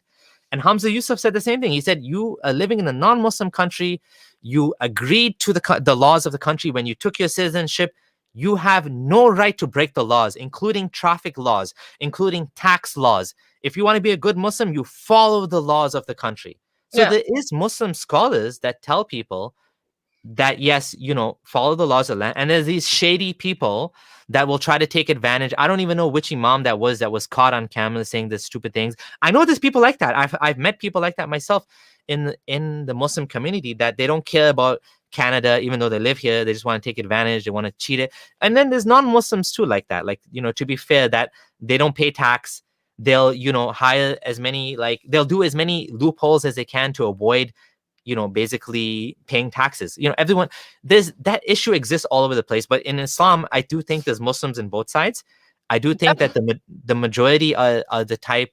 I don't know about majority, but like as a Muslim, I was one of the type that was following the laws. I thought I have to obey the laws, even traffic laws. Speeding is haram, whatever. That's what I believe, because that's what I heard from my scholars. The taqiyya thing is honestly it's an overused right wing trope used to demonize Muslims. And the reason I say that, because as a Muslim, not even once in my 15 years of studying Islam as a Sunni Muslim did I ever hear anyone say, you should do taqiyya. You should trick those non-Muslims. You should pretend something, something. I never heard that. I No. never heard anyone say that. When I heard taqiyya for the first time, I found out about taqiyya when I was learning about Shiism, and I understood that the Ismailis, I grew up as an Ismaili, the Ismailis used taqiyya in order to protect themselves against Sunni Muslims, right? They did that because Sunni Muslims when they found out that Ismailis believe Aga Khan is the light of Allah, they would kill Ismailis. They would slaughter them. They would bust down the houses of worship, and they would break the Jamaat Khanas and stuff like that, right? Like exactly what this comment Pedro said. This is why taqiyya exists. It's meant, and even some Sunnis, by the way, and I was surprised to hear this, but if you dig into the Sunni tafsir as well, you will find that taqiyya does exist in the Quran. It's meant as a way to protect yourself from being killed. So, for example, if someone points a gun at you and says, are you Muslim? Do you believe Muhammad? You are allowed to say, I don't believe in Muhammad. Screw Muhammad. I hate that guy. He was he did some bad things. I don't know. I was taught he was a, good guy, but really I hate the guy. And then the guy leaves and then you're like, oh my God, I'm safe now. I love Muhammad. You're allowed to do that to save your life in Islam. That Yeah. is what taqiyya is it's not like some, let's trick non-Muslims and take them as slaves or something. Like, no, like it's not. That's But I not. have heard that. You see, I have seen, and not seen directly, but I've heard from so many. And there has been, again, there are so many things going on in Denmark that is, which I say I did not know about before I went into politics, in this political world, in the, when you just wake up and you get involved in something that you have not been involved, then you see and hear stuff that is beyond what you have been seeing, before your involvement in all of this. So I didn't know either.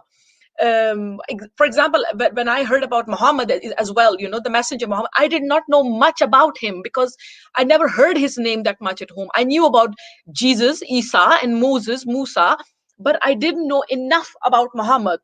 And that is something I found out later on, when the drawing started about the messenger Muhammad and the pedophilia about him and all.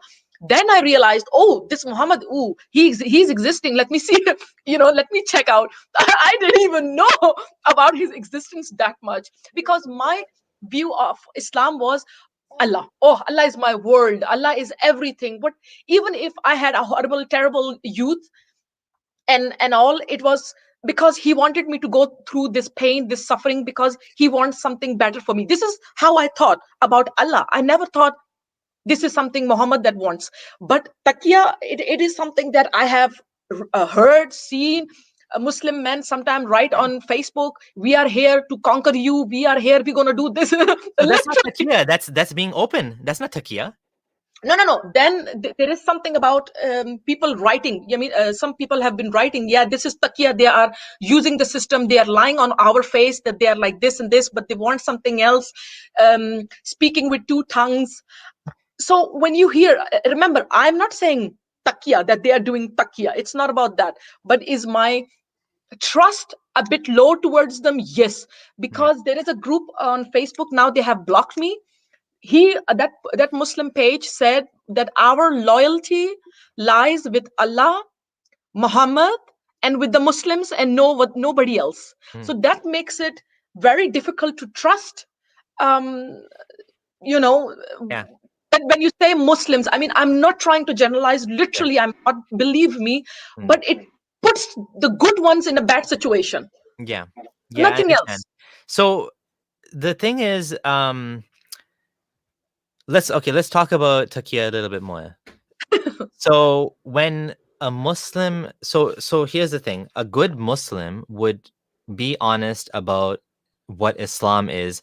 What would I think what you're trying to say is there's a bunch of Muslims that on behind the scenes they're like, we're gonna conquer the West, but to your face they're like, hey, I'm here for peace. I'm gonna follow the law.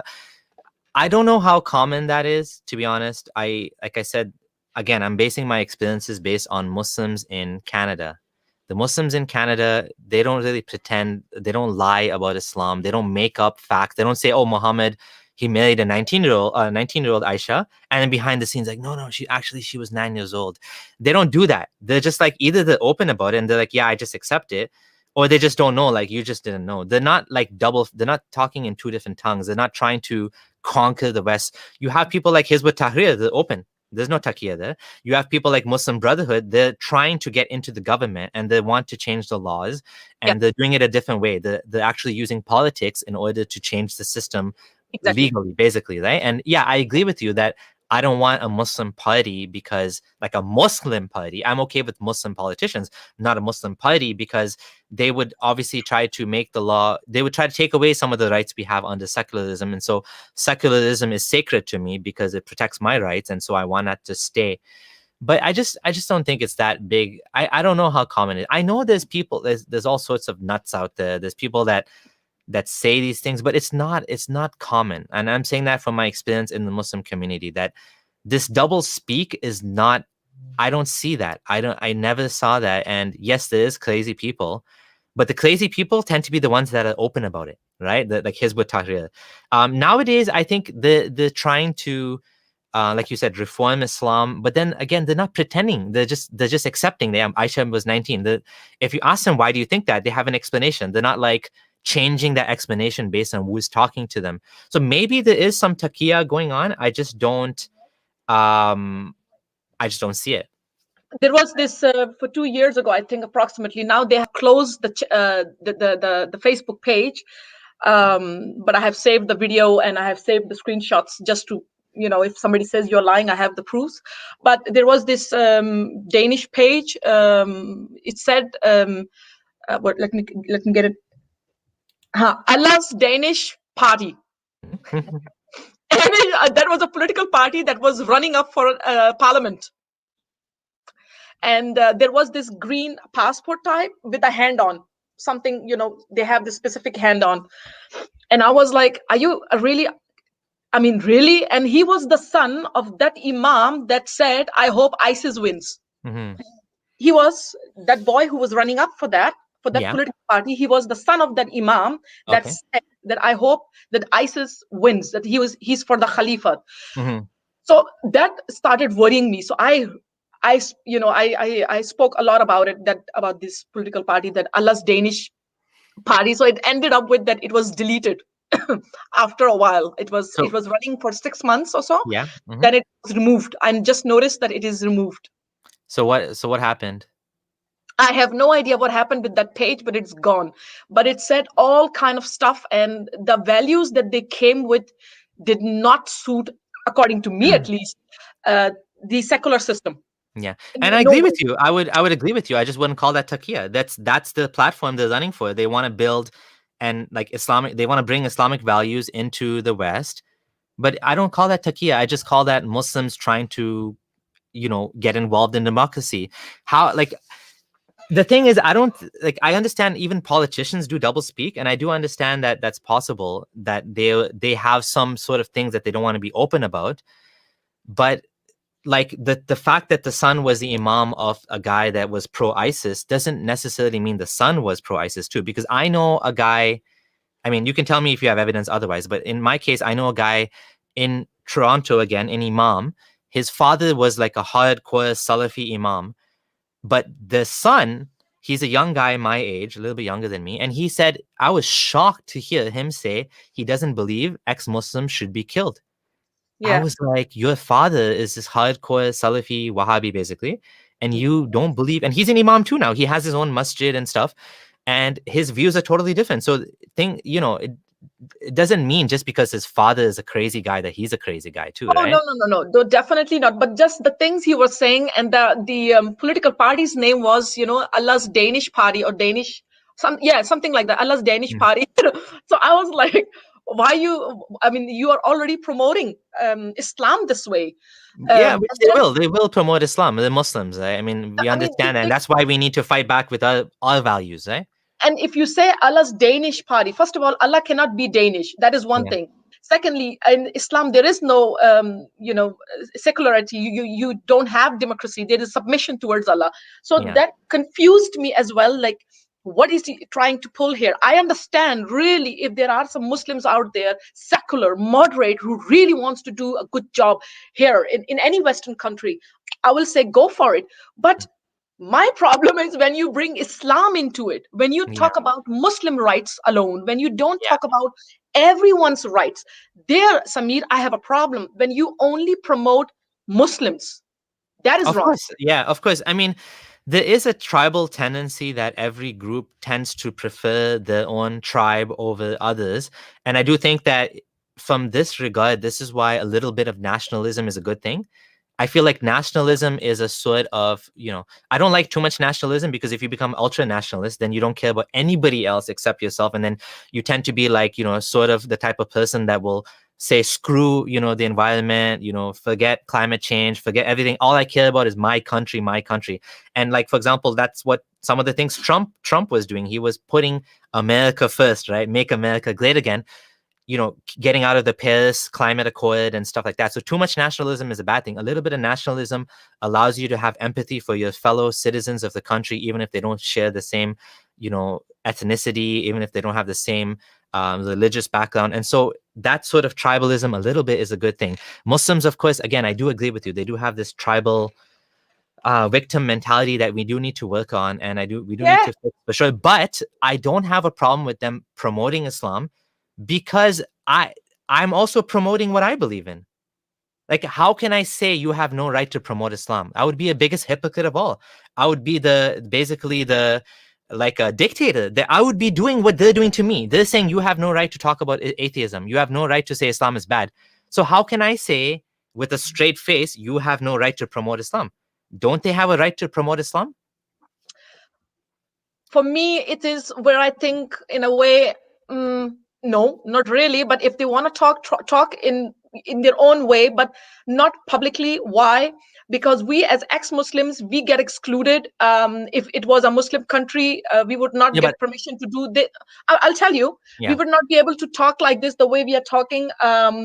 If you look at the Saudi Arab, it's a Muslim country. Then we have Christians there. They are not allowed to go out and show their cross or even talk about Christianity with other people around. So how come? I'm not saying that Muslims cannot talk about their religion or whatever, but my problem is it's not that much about promoting their religion, but it's more about, my problem is when they constant complain about how how bad the Western is towards them. Mhm. And they just want more and more and more, and they call the Western people racists.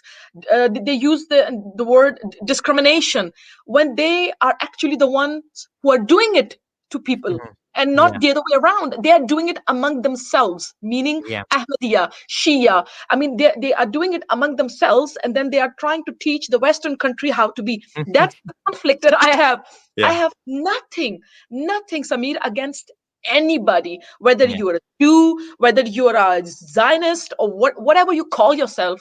Yeah. I don't care what you believe in, as long as, Samir, the person behaves properly, respects me, I will respect you. That's the Mhm. key. End of it. Yeah. Pedro said maybe I should have used the word patriotism, not nationalism. Maybe that's a better way to put it. Yeah, basically, love for your fellow compatriots, your fellow members of society, wanting good for your society and your group. I think a little bit of that is a good thing. Now, you were saying like in a Muslim country, we wouldn't have rights. So are you saying we should behave like Muslim countries now? No, no, no. That's not what I'm saying. I'm just giving you an example. I'm just giving you an example that I just feel like it is kind of hypocrite that there are Muslims. Sometimes they Mhm. speak about certain Sure. things. They want their rights, but basically people like us would not get the same right when they complain. Of course, they get here, they get all the opportunities. They should get equal opportunities. Why not? But they Mhm. should not complain about it. Well, That's why can't what they I'm saying. why can't they complain about it? I mean, they have a right to complain, even if it's like not a valid complaint.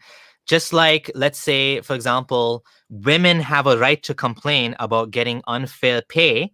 Let's say, even if you disagree that they have unfair pay, even if the statistics show that women make less because they tend to go in a different sort of career, they tend to be less aggressive with asking for raises. So let's say all of those facts are true, but does that mean women don't have a right to complain? Of course, everyone has a right to complain about whatever they want to. It might not make sense, it might not be true, but I don't think we can say just because Muslim countries are treating the Ahmadis and Shias badly that we should take away the rights of Muslims to promote Islam, because otherwise we are becoming ideological dictators ourselves. We are becoming fascists that are deciding now you don't have the right to promote your belief system. We are doing what Islam does to ex-Muslims. We are going to do that to Muslims now. We're going to say, basically, it sounds like you are saying we should make it illegal to promote Islam. Is that what you're saying? It should be I'm against the just law? saying, no, no, no. I'm saying, listen, anybody can have their religion the way they want to. But Hmm. I would not like that they should go around and try to tell other people how to live their lives, that they are better than us. But That's a problem. Like, for yeah. example, let me give you an example. Mhm. There was this law going on in Denmark. It has gone through about burqa niqab, that Mhm. they don't want burqa niqab in Denmark. Yeah. And then I also spoke to the ladies, like, why are you wearing burqa niqab? Because me as a person, I would be nervous who is underneath. What are they wearing? Yeah. Really? Yeah. Seriously. So Yeah. I was also against this fact that you have a burqa niqab, and there is nowhere in the Quran that says that. And when I asked these Muslims, these ladies, they blocked me. Yeah. So um, I agreed to it that in I can't see these faces. Why are you wearing burqa and niqab? There have been cases out there that been wearing something underneath, and you couldn't see it because of that black abahe. Mhm. And if your religion is so important and you feel like you are not getting permission to do exactly as you want within your field of this religion, then maybe Western country is not the country you should stay. But I'm not saying that they should not stay here or they are bad people. But the fact they're living in a non-Muslim country, they want azan here. They want, Yeah. azan coming out of 5 times a day, and um, making disturbance in the streets and everything. That's a problem that I am not very much fond of. They want many mosques. They want azans around the places. They complain about everything. That's my problem. And if you, according to me, at least, when I observe, when I hear from, when I read there is an article, if you want I will send it to you, that Muslim Brotherhood, you also mentioned something, that they want slowly, they have some people inside, through using the secular system, they want to conquer Europe again through Rome. That is their plan. So that worries me as a citizen in you know in Denmark. Yeah. It worries me because I'm not a politician first. I am a human being. I'm a citizen in a country where I am worried when they can. A group of people, a Muslim, can talk about conquering Europe again from Rome like they did it before. Then anything can happen. So that is Yeah. what I'm worried about. It's not Yeah. because Mir, I hate a group of people. No, I'm just worried. Yeah, so if there's people that are talking about, obviously overthrowing the country or something like that, like what do you think is the solution to this? Like how do we fix this problem if that's what's happening? I believe that we should be able to talk together. I might invite certain imams to a debate room. It will happen probably around next year because there is so much corona going on, the COVID-19. So my project is, because I believe in dialogue, I want to know um, why all of these things are happening, the things they think, how they think, why they say the things they say about Khalifat and everything, because one thing is one sits and chat on Facebook and you block them and this and that. We can have so many disagreements. But for me, it is important that we sit down and we talk about it, have respect for each other, because this is Denmark, or it can also be US, it can be Canada, it can be any country. When you, as a Muslim or any other religion, you come here, you should respect the laws, Yes, the things definitely. that are in that country, and Yeah. they will respect you back. No doubt about that. I will Yeah. respect you. I will be the first one to say I respect you. But when you come to a country and you talk about that you want to conquer this place, then I have a problem. Yeah. That's Yeah, my view. definitely. Yeah, definitely. There's a lot of sort of, hateful rhetoric like that happens in the Muslim community. And, I do think that there is also crazy people in other communities. For example, in America, there's those people that wanted to overthrow the government, and there's people, they have the people that love the guns. They want to keep the guns no matter what, no matter how bad the situation is and how many people die in school shootings, they want to have the gun. So I do think that problem exists in other communities as well. There are crazy anti-government, like anarchists. Like if you look at Antifa, I Yeah. personally don't like Antifa. I don't like the fact there's people going out with masks, smashing, things and blocking people like Jordan Peterson from coming and talking at universities. I do think this problem is not just limited to Islam. But at the same time, I do want to ensure that I don't become the person that I used to hate. I mean, I don't become my own. I don't become the I don't want to look in the mirror and become the Muslim that is enforcing now some sort of Sharia law on on Muslim, the non-Muslim enforcing Sharia law on Muslim, saying you can't dress this way, you can't talk about this. If basically what China is doing now is, I mean, they're not doing it to all Muslims, they're doing it specifically to the Uyghur Muslims, but they have now, the like watching them in the mosques, they arrest them, they're taking away their rights, they're forcing them to eat pork in Ramadan, and they're not allowing them to fast. If you get caught speaking they make them speak the not their language but the main Han Chinese, the Mandarin. So they're basically fascists, right? And I don't want to become a fascist state. No. You know what I mean? I don't want to become someone that says you're not allowed to practice your religion as a Muslim. You're not allowed to even as much as I hate Islam, I would never take away the right from someone else to promote Islam because I believe in freedom of speech. If I didn't believe in freedom of speech, I would be a hypocrite. I would be just as bad as a Muslim that doesn't want to allow Saudi doesn't want to allow, Christians to show their crosses. And now I'm saying I want to ban. How do you reconcile that with banning niqab? Isn't that the same sort of like you're doing the same thing that Saudi is doing to non-Muslims? You're doing that to Muslims now, aren't you? Like, what's the difference? No, I mean the burqa niqab is not even in the Quran. It's nowhere mentioned in the Quran. But that's what they believe. That's not you believe. You might not believe that, but they might believe that. It doesn't Yeah, matter whether it's in the Quran. They believe it's part of the religion. So who but cares if it's in the Quran? yeah, but I asked for a proof. I But even they're not Quranists. They follow the Hadith, and according to the Hadith, according to the teachings of Islam, the scholars make the religion. So the scholars told them. For example, in Toronto, there's a masjid called Al Huda, which is a famous masjid that's Yes. known all over the world by Dr. Farhad Hashmi. Yeah. She's a hardcore Salafi that Yeah. teaches women they have to wear niqab. And I know someone in my family, because of this mosque, she started wearing niqab and then she stopped wearing it, whatever. But the point is, they believe it's part of Islam. I don't like, what am I to say? Where is it in the Quran? I mean, that's just silly because they're not going only on Quran. They're going by Quran, Hadith, I and know. the scholars, Yeah. You right? see, but It's when I their ask, religion. I don't like, it could be the stupidest reason. They could say, like, I know. you know what I mean? Like for Muslims, for a Muslim to debate with another Muslim, they can say, why is it in the Quran? But for a non-Muslim to say you're not following Islam properly, I mean, I think that's silly. No, it's not like you're not following Islam properly. It's like you are doing something that's not even in the Quran. That's why I got blocked when I asked for proof.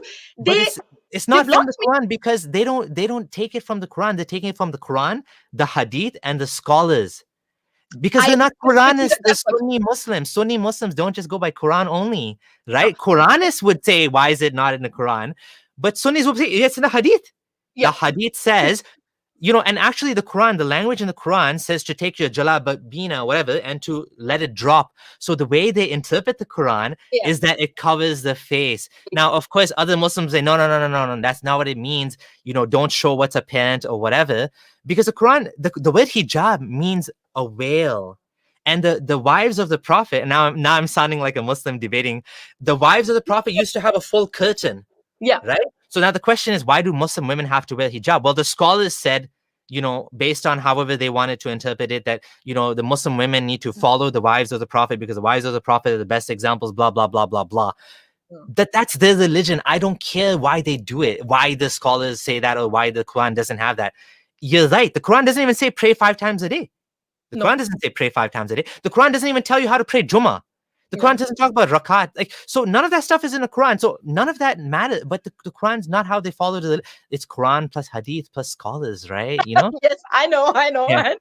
But the thing is, for me, it was also about that I want to see faces. Listen, Yeah. somebody wants to wear scarf, okay, but please don't wear. I can't see who is underneath. It's not even a political game here. It's literally for me.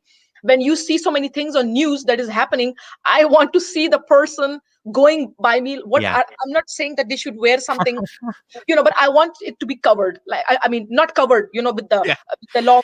Yeah, I want to see So a face. It's a man or what is going by me. I need to see it. So that was yeah. important to me. But if somebody wants to wear a scarf, okay, you go and wear a scarf, but don't use your scarf as an excuse for some legal matter or to make a big scene in the news that somebody didn't hire me because I was wearing a scarf. That really annoys me Yeah. because then again you are using your religion. Listen, Yeah. many there has been some cases out there that they said, oh, the people, they discriminate us because we have a Muslim name, they don't hire us. You know what, Samir, how many papers I sent for interviews, get I didn't get it because I got a feedback, that you don't have enough qualifications. And when I was rejected so many times, I actually started taking an education that maybe that now I will have enough, that maybe they're right that I don't have enough qualification. I didn't feel discriminated or boo hoo, my name is a Muslim. So that's why they discriminated. Sometime one should look at themselves and say, you know what, it has nothing to do with my religion. Let's get over it. Let's look at something else, that maybe there is something I have to work on. Everything Yeah. should not be, you are disliking my religion, that's why you're talking to me like this. I was called a black racist, a racist by a Muslim. Why? Because I became a member of a political party they disliked. That's the big problem we have. So Yeah. everything is, that is my also issue, you see. So it's not because a person cannot wear a scarf or this and that, but I have a problem when you are living in a non-Muslim place and you want azan.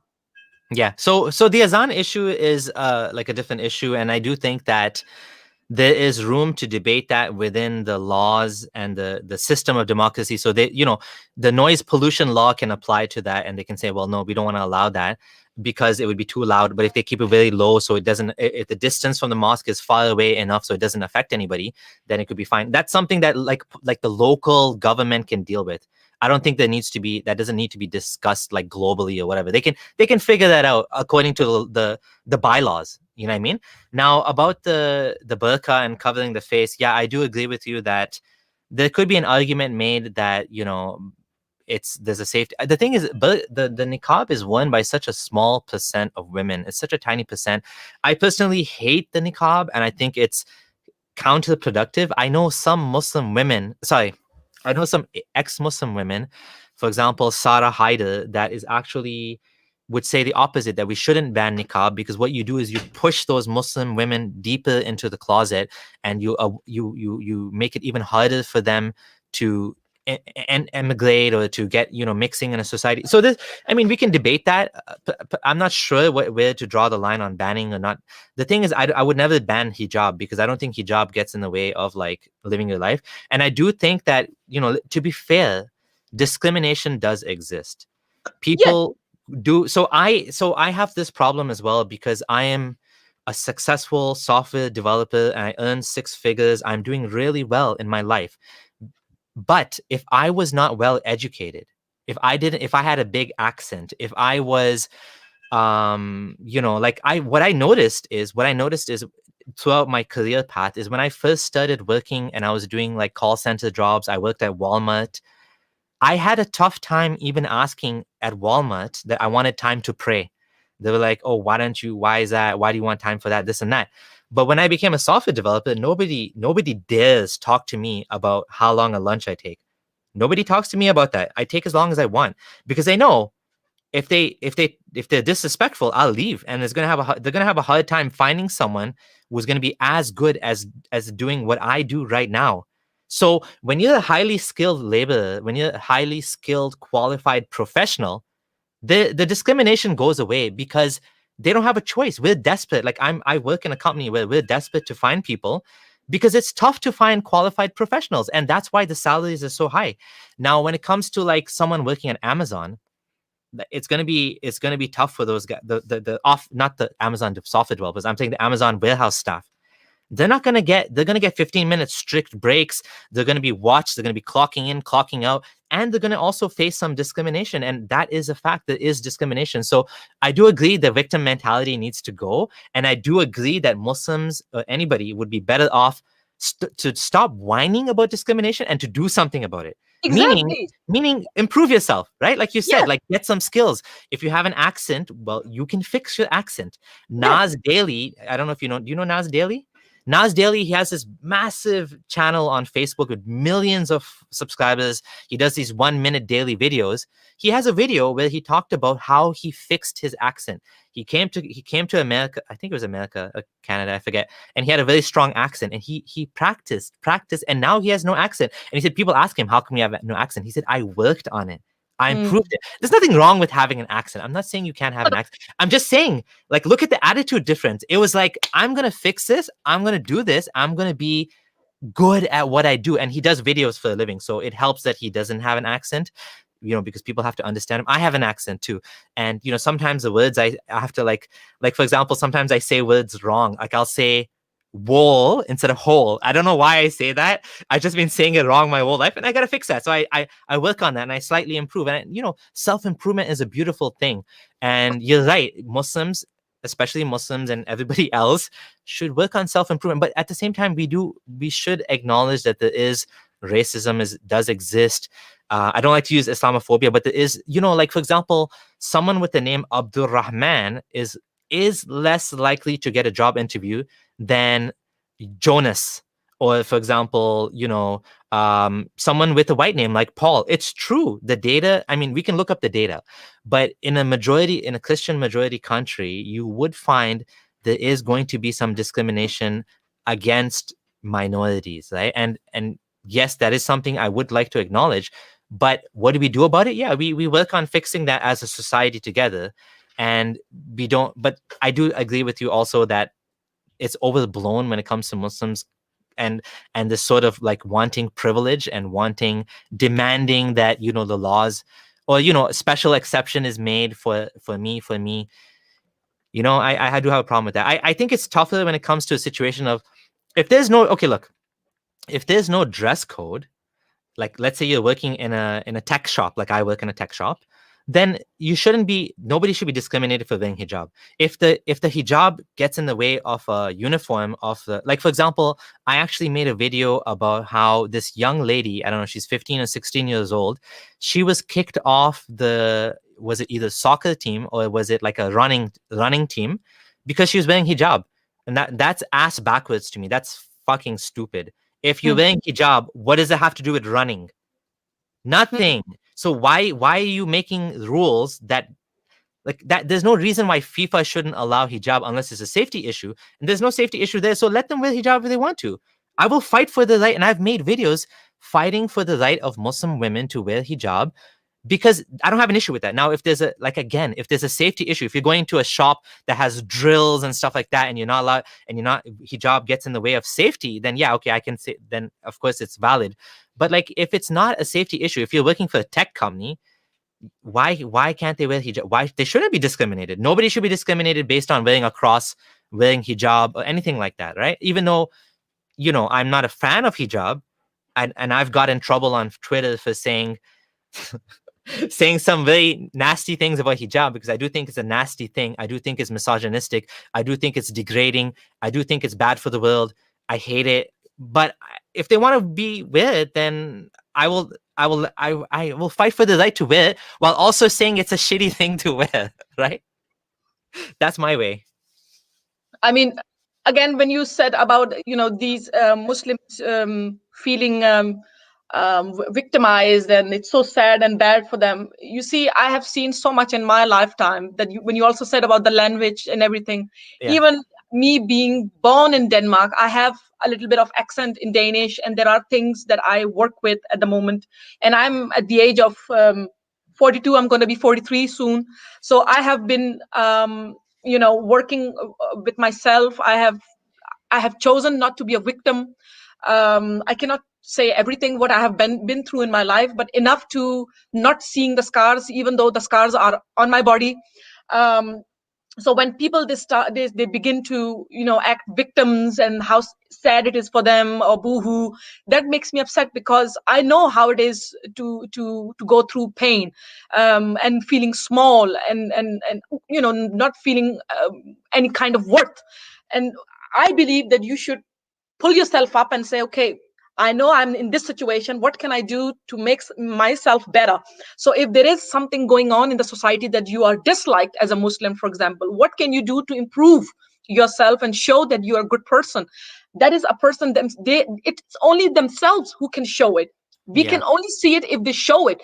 And the other part is when they say, yeah, my name is Aisha, so I don't get the job, la la la. Listen, my name is Amina. I was a Muslim. I sent my applications. I was, told that I cannot get the job. I sent over 50 applications and I was declined.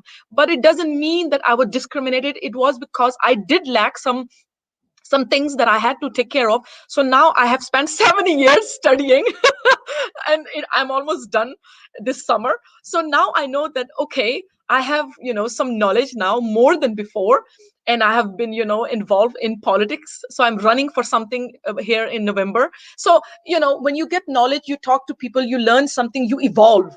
Instead of being a victim and saying, oh, this is so sad, people don't understand me.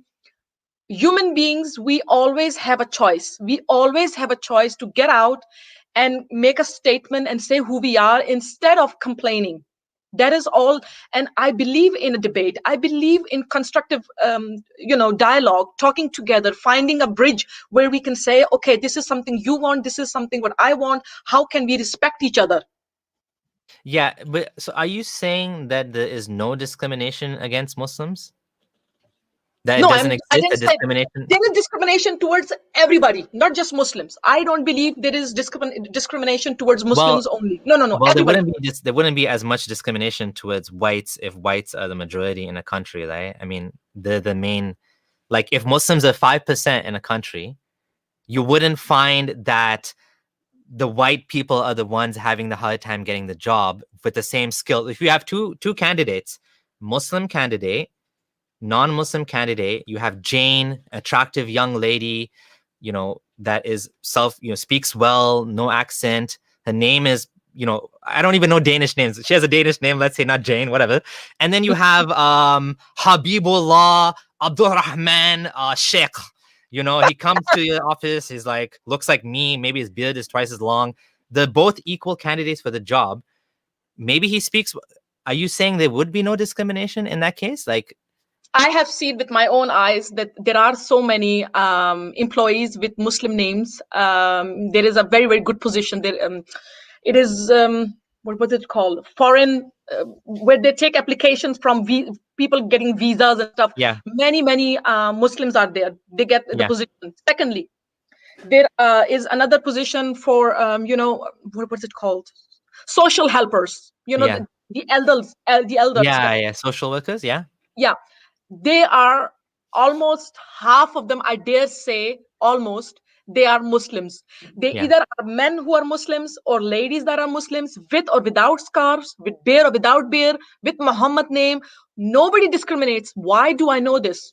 Because Mm, I was there when they got interviewed. I was what do you call I was in a place for internship, and I was with that lady who was interviewing them. So I saw the names, yeah. and mostly they were Muslims. Hmm. It did But not get declined. but it sounds like you're saying there's no discrimination. You're saying, Almost not. yeah, And okay, remember, discrimination goes both ways. It's not because Muslims, if we are talking about Muslims, even Muslims discriminates Muslims.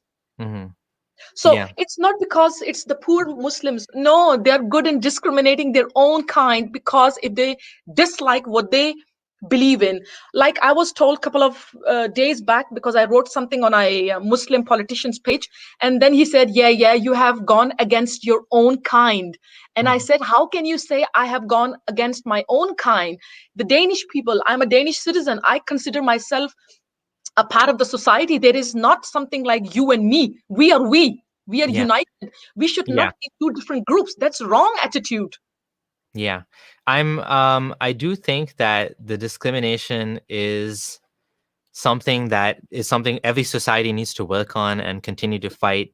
I do think that there probably is discrimination, but Denmark is a very progressive society, and everybody knows this. Denmark is probably one of the better societies out there in terms of not discriminating and accepting people based on their merit, not based on the religion. In Canada too, like, frankly speaking, even as a Muslim with a big beard and whatever, again, I have to always remind myself that just because I did well doesn't mean it's like there's an issue as well with racism towards blacks in Canada. And sometimes as a brown person, I don't necessarily see that because I didn't experience that myself, right? Like, even in Canada, there's a difference in treatment of blacks and brown people. There's a lot of brown people here. And so brown people, a lot of times, they will get the jobs, but black people, they don't, right? Because black Yeah. people are still discriminated against to some extent. Even for the same position, they will have a harder time getting a job. People will assume that they're less educated. I mean, frankly speaking, I'm just going to be straight up honest here. I was a Muslim. I went to the mosque. I met this guy, and he's wearing his thobe, the long dress or whatever. And I was thinking, this guy must be like some uneducated guy. I don't know why I thought this. Just because he was black, I'm like, yeah, this guy, he probably works for, I don't know, some. And then he told me he owns a company. And I was like, and he owns a tech consulting company. And I was blown away. And I was thinking to myself, why am I blown away by that? Because he's black? Hmm. I was assuming, based on the color of his skin, even though he was Muslim, the Muslim part I wasn't ignoring. Black people, not blacks. I was assuming that this black man was uneducated just because he was black. I mean, it was ridiculous. It was so dumb. So the discrimination even among brown people towards black people exists in Canada, and we need to always remember that something that we need to always work against, fight against, and to not assume that just because we were able to pull ourselves up from the bootstraps and we were able to get over it, that everyone is in that situation. Some people are not as educated, some people are not as intelligent. Like Pedro was saying in the chat, a lot of Muslim women don't have a choice about wearing hijab. They actually, in many cases, they have to wear hijab because of the husband, because of the family. Many young women some of them are able to take it off when they go outside, but some of them they have to wear it. So they may be discriminated against, even though they don't even like the hijab. They might, you know what I mean? So that's it. We always have to keep that dynamic in mind as well. That let's not further isolate people that maybe the closeted ex-Muslims. Maybe they don't even believe in Islam, but they look Muslim. So, but anyways, that being said, I do agree that Denmark is a really good place overall. I haven't looked at the stats about discrimination in Canada or Denmark. Very tolerant. They're very tolerant. Some of them, like really tolerant. I must say, I have the deepest respect for Danish people. Really, they're Yeah. so sweet. They're so kind, so open-minded. Yeah. And But again, do you find there's a pushback now because of the way that there's a lot of immigration and people are worried about the way of life being affected, and there's a rise of a lot of far right parties? Do you find that this is changing? This tolerance is becoming now intolerance because people are scared of the way of life changing? it can happen. The intolerance can come. We have this Pakistani politician in Denmark. His way of dealing certain things are very interesting. Not that I'm fond of it. I must say I'm not. He speaks, at least what it sounds like when I listen to him, it's all about the Muslim rights, Muslim, Muslim, Muslim, Muslim, Muslim, and Muslim.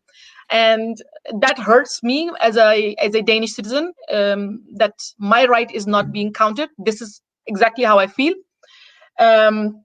And then we have, just different groups. And then recently we have this debate going on. It's going on still, that there are some children, Danish children, whose mother, Danish ladies who are converted, as far as I understand, they went to Syria to fight, and Khalifa and everything. Now they want to come back with their children who are born there, and they call their children for Danish citizens because their mother are Danish citizens.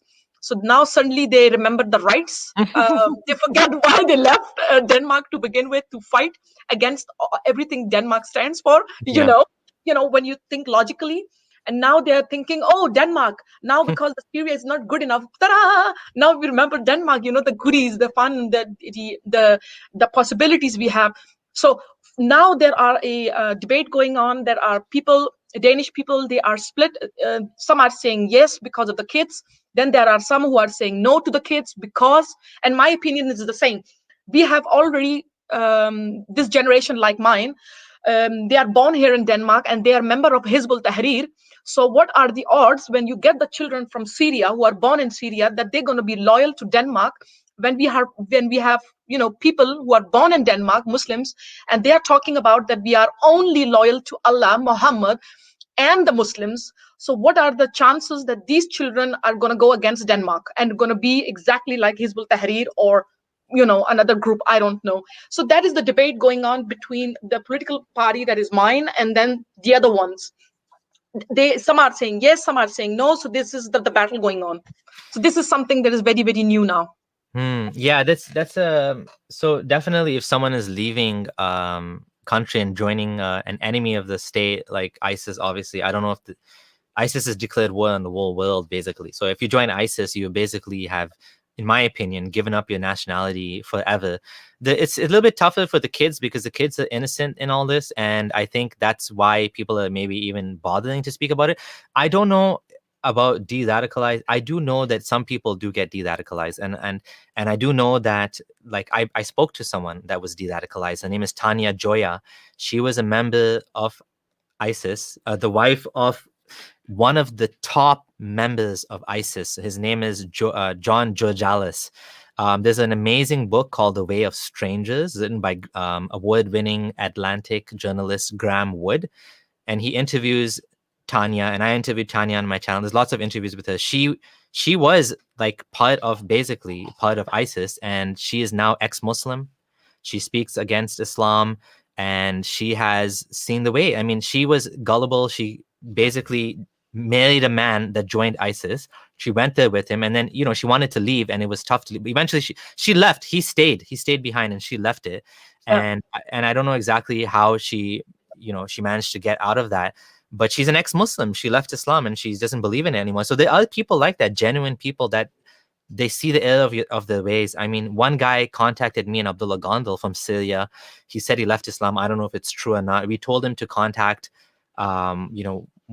we gave him a contact. I don't know. I think Abdullah Gondal gave him a contact or something. But it's kind of tough in that situation where you actually fought. If you actually fought, I mean, Tanya didn't fight, but if you actually fought against, then there's no way you're going to come back, and nobody should accept them back because they basically crossed the line, right? I don't know. I think some people are just trying to be kind and they think that maybe they can de-radicalize these people. And I do understand where that sentiment comes from. I don't know how possible. I know that some people, when they went to ISIS, they realized like how dumb they were at the point where they got there, when they realized that this isn't Medina. This isn't the Medina of the Prophet. There's no angels going to come. Maybe they thought, some of these people were actually, like, there's a lot of young women that went there. Emotionally. Yeah, but what I'm trying to say was, like, there was a lot of young women and men that were, what's the word? Like when they talk to them online, and I know what you mean. I know what you mean. Yeah. Yeah, they coach them and they show them pictures of jihadis with little puppies, and they said life is so good. They get them attached, emotionally involved in it, like how big it. Yeah, I know. They show them this beautiful picture. Yeah, exactly. And they show them pictures with puppy. Like, ISIS had a lot of like propaganda, right? So they lured a lot of young people in, and these young people, when they got there, now they're trapped. They can't leave. There wasn't, it's not puppies and Quran. It's like, shells falling on your head, and being basically a second wife or a third wife of a commander, a jihadi commander. So a lot of them were, basically, I don't want to say they were tricked, but they were, if they were under 18, then of course I think there's some room for like understanding that young people can be stupid, and they were basically, what's the word that, when someone like a pimp takes a woman and he, what's the word for that? He uses them. Yeah, they basically like coax them into this situation that they end up being trapped in, right? So I understand from a human perspective, but I also don't know how, like, who can you trust if they've done that? I don't know. Can you trust them anymore?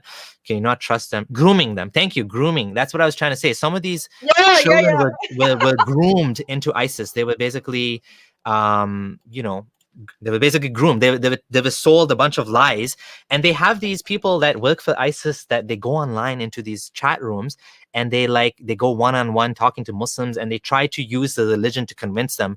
And some of these people, they're just dumb. They're just idiots, and they just fell for it. And I don't know what to do with these people. I honestly don't know. I know that it's a very tough situation because some of these people, they can't stay there and they can't come back. So what do you do with them? I don't know. They become like sort of... The thing is, now some are saying we can just get the kids and the mothers can be there, because the thing is, when you get the children, the mother they have to come. And I know the system now, that this is how it works. You get the child, then the mother comes, then the father can come, because there are these human rights. Then you have these conventions, EU conventions. EU controls a lot. EU has a lot of say in all of that. So that's why we know, I mean, the people like me, from my political party members, they know what's going to happen. If we get the children, then the mother's going to come, then the father's going to come. And to avoid that, we are trying, if somebody could say to us, like, okay, we're going to get the children here, but they're going to get adopted to Danish families, like ethnic Danish families, then we can say, all right, they can do that, no problem. Then at least they will grow in a household which is not going to be that much of a radical, or so tough. You can say that they're going to be, because we don't know how much they are brainwashed in that state at that moment, because we have children with guns in their head, with those bands on their head, and they're saying in videos that kafir should be killed. You're a kafir. I mean, ISIS, yeah, I don't know if ISIS wear those bands. Do they wear bands too? Or is that Hizb Tahrir, Hizbullah? I saw those black bands saying La ilaha illallah, the whole.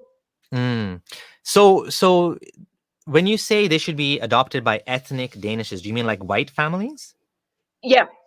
Well, but would it not be okay to put them in, like, if they're Muslim and they wanted to be in a Muslim family, would you have a problem with that? The thing is to remove the radical thought that they might have in them.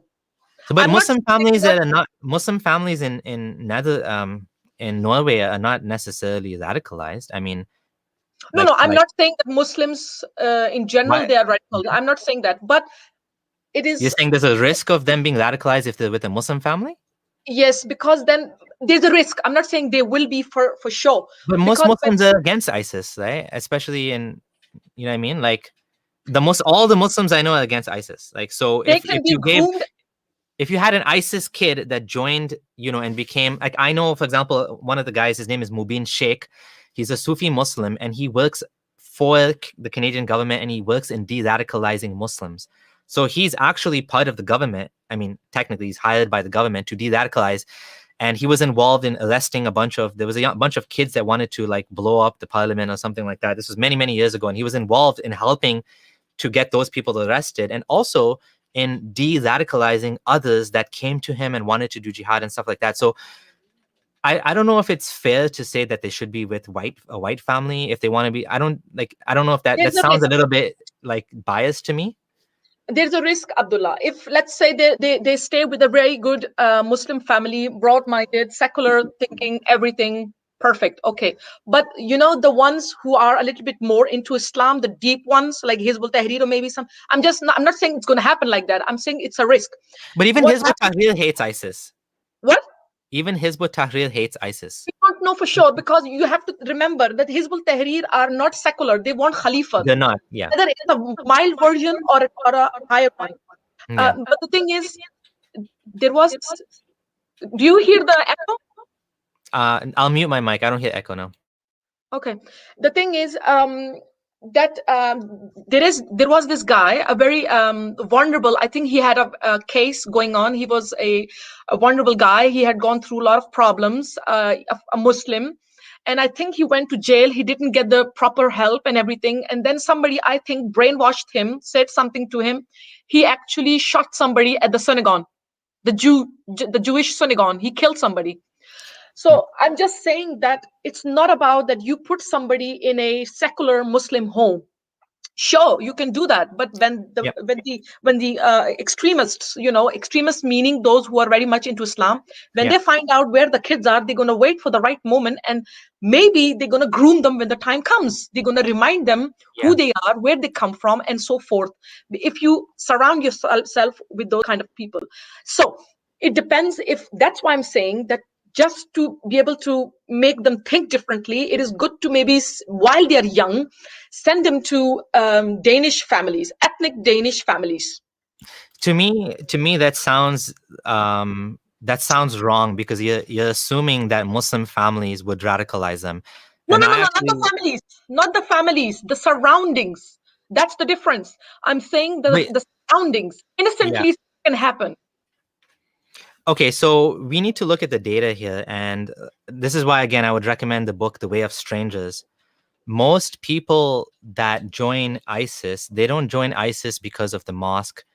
There's data to show this. The reason why they join ISIS is because someone from ISIS usually either gets them online or they, the coming back to the community, like you said, and then the creating a group of people to go there. The mosques, especially in Denmark, they're not going to be like pro-ISIS. The Muslims in Denmark, they're going to be like trying to help in some way. In some way, to me, I have a problem with saying that they have to go to a non-Muslim or a white family because you're assuming that the Muslims in Denmark are different than the non-Muslims. And I thought we want to treat everybody the same. Like everybody's in this together, right? And so why would there be any more risk of radicalization for them being in a Muslim family if that Muslim family is Danish? The Danes, like anyone else, they should be treated as equal. So if it's the same thing with saying that you shouldn't allow Muslims to adopt kids because they might radicalize the kids, like isn't that the same issue? Like if you're going for an adoption, why shouldn't a Muslim have the same right? And this is just like an adoption, right? So why would you exclude Muslims because they were radicalized in the past, the kids? No. It's like when you have an imam in Denmark who talks about that, I hope ISIS wins, then you have a problem. Yeah, but you're not going to give the kids to a family like that. Obviously, there's going to be some sort of filtering process, right? These are going to be the people that get adopted are going to be exemplar.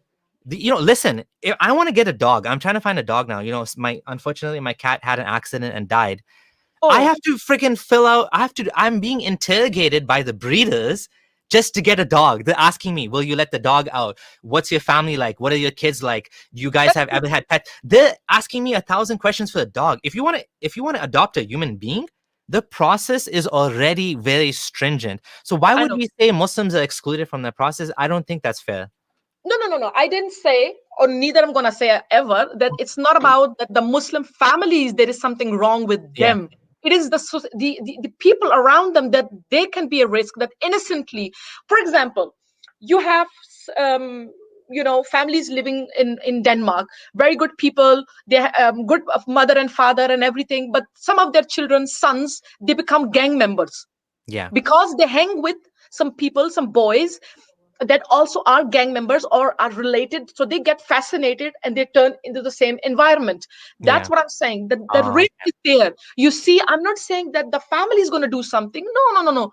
They can have an education, they can do everything, but small mistake, you yeah. can, they So can but ruin then them. shouldn't we not give any adoptions to Italians because they might join the mafia too?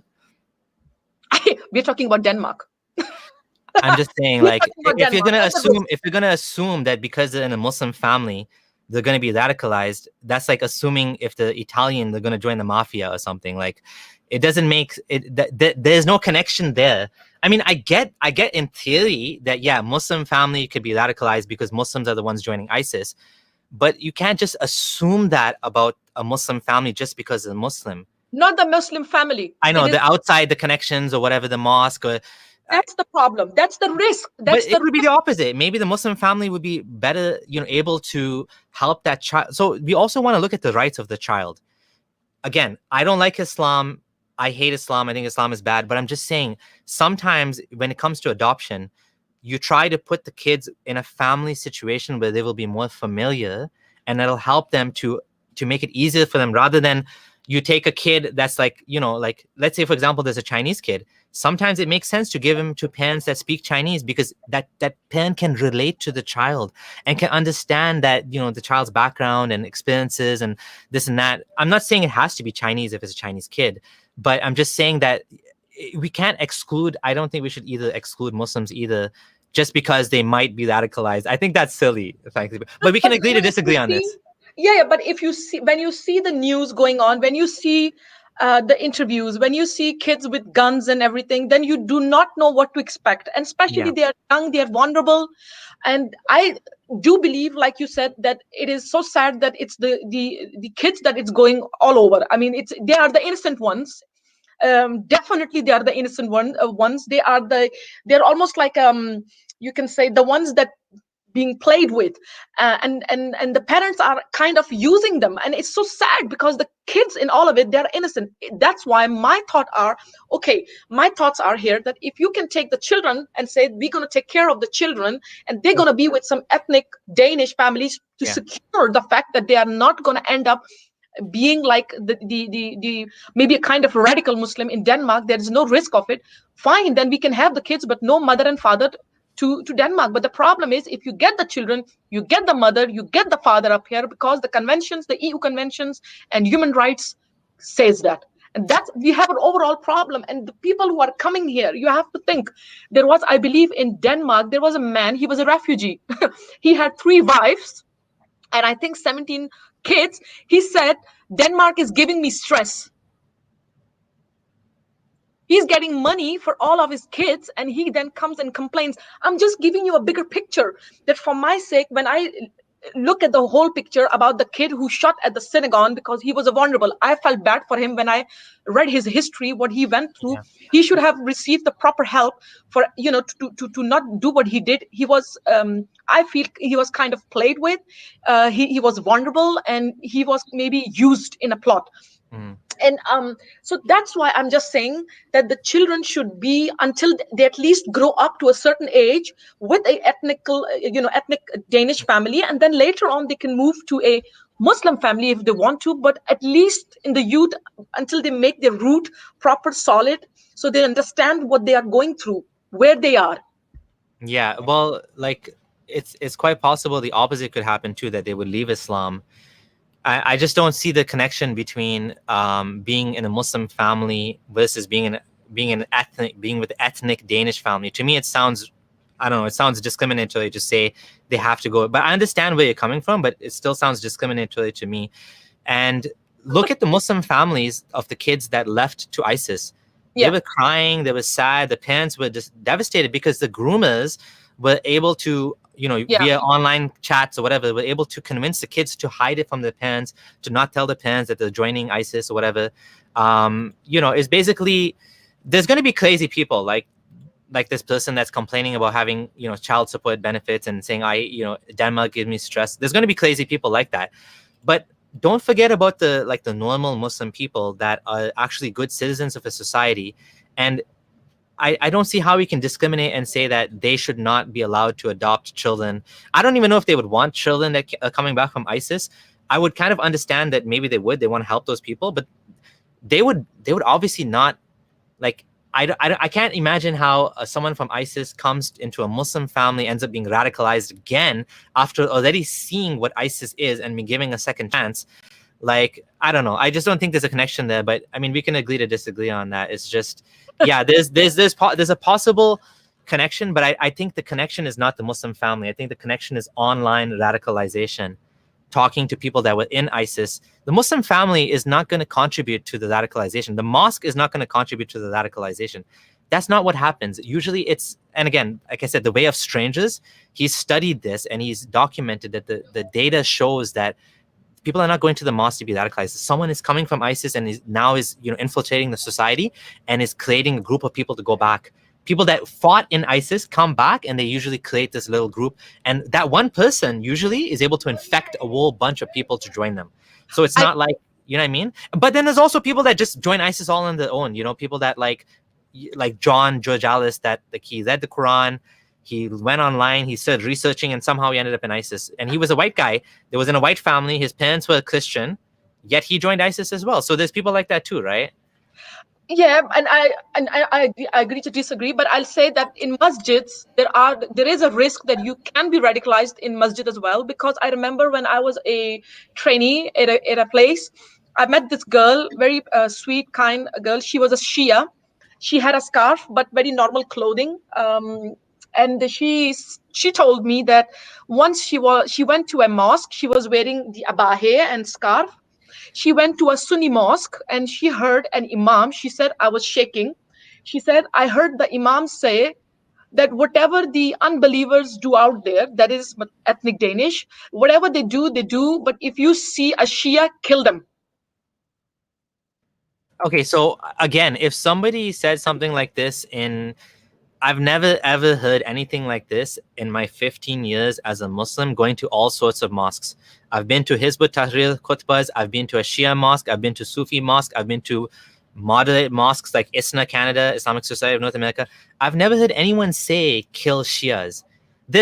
I know that I think what you're hearing is the most extreme, crazy people, the most, like, you're hearing, there's a lot of hearsay going on here, but this is not like common experiences. And the worry I have is when you go around telling people that this lady went to a mosque and she heard kill the Shias, people are going to think that people are saying kill the Shias in the mosque. So was this imam saying we should go kill Shias in Denmark? Is that what he You was have to saying? understand. You have to understand. It sounds like it's not true, but she would never come and tell me this thing. You have to also keep in mind that there was a man, an imam, taped, and he was fined for this. He said, "Kill the Jews, Jews or Zionists." Sorry, it was one of these two things. He said, and he was actually fined. He was preaching this. So Yeah, if yes, somebody I if somebody understand. is It that sounds extreme, weird. yeah, I mean, there are cases of hardcore radicals like that, Yeah. which of course we have to clamp down on. And in that case, yeah, those people should be either the mosque can be shut down, or they can be arrested, or fined or whatever. But I don't know how common that is, because I mean, is Denmark more radicalized than Canada then? I have no idea, but I just know there are things going on. Like seriously, there was now I cannot make a translation, but I will try to send you a video that I saw. I have taped it just in case. I mean, there are things that are being said, and in England there are things going on as well. In England, when there is a mosque, and they said we don't preach something radical, but then there was an undercover documentary on it, and there was this lady, she was being trained from Saudi Arabia, and she comes back to Britain and she teaches about that if somebody changes their religion, kill them, she says. I'll send you the video. So okay, I mean, so here's that's where it gets 100%. here's where it gets a little bit tricky. I know that if someone is saying that in Islamic law, in an Islamic state, this is what we do to ex-Muslims, to apostates, that's different than saying if you see an ex-Muslim in Britain, kill them. So it depends what they were saying. And that's the tricky part, because a lot of times someone like Hizb ut-Tahrir will say, in our Islamic books, this is what we are taught. Not that you should do this in a non-Muslim country, because that would be vigilantism and that would be against the laws of the land. You don't. My worry is a lot of the things you're saying are based on the most like extreme examples of videos online and people like crazy undercover videos of some small mosque with like 20 people where the guy's like, if you find a Shia, kill him, or if you find an ex-Muslim. Like I was a Muslim and I don't know, maybe Britain has more crazy people than Canada. It's I'm possible. just saying it's happening. I mean, Yeah. I know it sounds crazy. Listen, So what's I the agree. solution then? What's the solution to something like this? Other As than I said talking to you, about it as that I we're said already to you, doing. as I said to you, I'm going to try to have a talk with them. Why do you do these things the way you do? Why do you talk? Because in overall, it's not a good thing that's going on. It is showing less respect for Muslims. We when we I mean because they are saying that people don't respect the Muslims, but why don't they respect the Muslims? Because of their behavior that is going on, and from the Hizbul Tahrir that is going on. And then we have the moderate, the good Muslims out there. I mean, I'm not saying people are bad or something, don't take me wrong, but we have the moderate, the liberal Muslims, like you said, they're working, they're good people, and so forth and so forth. But I miss them coming outside, them coming and saying, listen, Hizbul Tahrir, what you're saying like this is wrong. Hey, you Imam, you say something like that. How dare you? Don't you dare speak on our behalf, because we don't put up with this. I'm trying to talk about these things, that Yeah. people should be brave enough to come out, because there are people who are talking to me privately and they're Yeah. saying we are afraid to get out and say our opinion, Yeah. because they will come after our family. Yeah, So it I is agree with you. happening. Yeah, I mean, I do wish more people would speak out. I do think that maybe some of us miss the voices because, like I said, when I was a Muslim, I always heard debates like this all the time between Hizb ut-Tahrir, between Salafis and Sufis. I remember going to big Islamic conferences with 10,000 people plus, like reviving the Islamic spirit, where they were openly condemning ISIS, not ISIS, openly condemning Hizb ut-Tahrir, saying Hamza Yusuf was saying, and these other speakers, you guys got it all backwards. You're trying to create an Islamic state, and you Mm, don't even have Muslims praying Fajr. So they were like these popular speakers were saying that Hizb ut-Tahrir has it all wrong. That they need to focus on purifying the community and making the community have better manners, praying 5 times a day, going to the mosque, not creating Islamic State. They're like, you got it all backwards. You guys create an Islamic State and people don't even pray. What's the point? So this is happening. I mean, I think we should be give them a little bit more credit, the Muslims, because I do think they are fighting their own battles internally. There's of course, there's many bad apples. I think Hizb ut-Tahrir as an organization is horrible, and it is banned in many Muslim. Hizb ut-Tahrir is banned in many Muslim countries. Do you know I that? know, I know, I know, I know, I Yeah, know. so Muslims are trying to fight it. It's not like we can't just say, "Oh, Muslims never could never do this." Muslims do this. Muslims are trying to fight Hizb ut-Tahrir. They do speak out against it. Maybe you don't see them. Maybe you don't see them protesting or something. But in the mosque, they are attacking it. They're ideologically battling it out, right? Anyway, so I want to give you the chance to give the last word. My camera died again. I want to give you the chance to give the last word here, and thank you so much for coming on and having this conversation. A little bit of a debate at the end there, but it was still good. I think we both learned from each other, Of course. and hopefully it was a good conversation and you enjoyed it. Would you like to add anything else to maybe tell people about your channel and what you're doing now and stuff Yeah. like that? Again, thank you for having me, Samir. It has been a pleasure. And I must say, I didn't know that I would come so far in my life doing what I'm doing. But yes, I have a channel, and it was in the beginning in Danish, where I also spoke about Islam and a little bit of politics, but it was more about Islam. But now I have turned it into English. There you are. So my YouTube channel is in English, and I am also going live very soon today. And my channel is just Amina Sardar. It's called No Amina Sardar, No Love for Islam. that's my channel. And Samir is gonna link the he's gonna write the link below so you guys can see it and follow it if you like. So Yeah, they are so gonna. the link is already there. I added it. It's also the pinned comment. You can see that that's oh, I guess you can't click on comments anymore. Sorry, yeah, YouTube changed it so you can no longer link to a specific channel from the comment. But anyways, it's in the description. And yeah, thank you for the coming on and having this discussion. It was great. Obviously, your experiences being in Denmark are very different than mine being in Canada, and we all have our own sort of, you know, like perspectives on things. So I do appreciate that. It's been good. As well, I want to remind everyone that apologize for not doing as much content. I've been a little bit busy at the office, and today I got the day off, so I'm happy I have a little bit of free time, but it's been incredibly busy on my end, which is why I haven't been putting out as much content. I hope to continue doing more content as soon as possible. At least try to do at least 1 or 2 videos a week. Right now I've been low on that. Those of you who are new to the channel, please do subscribe. This is my second channel. The first one got demonetized. I have to start all over again. Almost at 10,000 subscribers. So, you know, thank you guys for resubscribing, and gals. If you are listening to this now at the end, you can also check this out on Spotify or iTunes or whatever. These long format conversations are available for listening on your phone. So you don't have to go on YouTube, make it easy for you. You can listen in the car or whatever you like. Just search for a Friendly Ex Muslim podcast on your favorite platform. And do check out Amina's channel. The description is below. She's going live later today. And finally, last of all, I'm also going to be going live later today with Abdullah Gondal. The Two Abdullah show is returning. We're going to be talking about scandals of Aisha. So if you're awake at the time, it's going to be in 8.5 hours from now.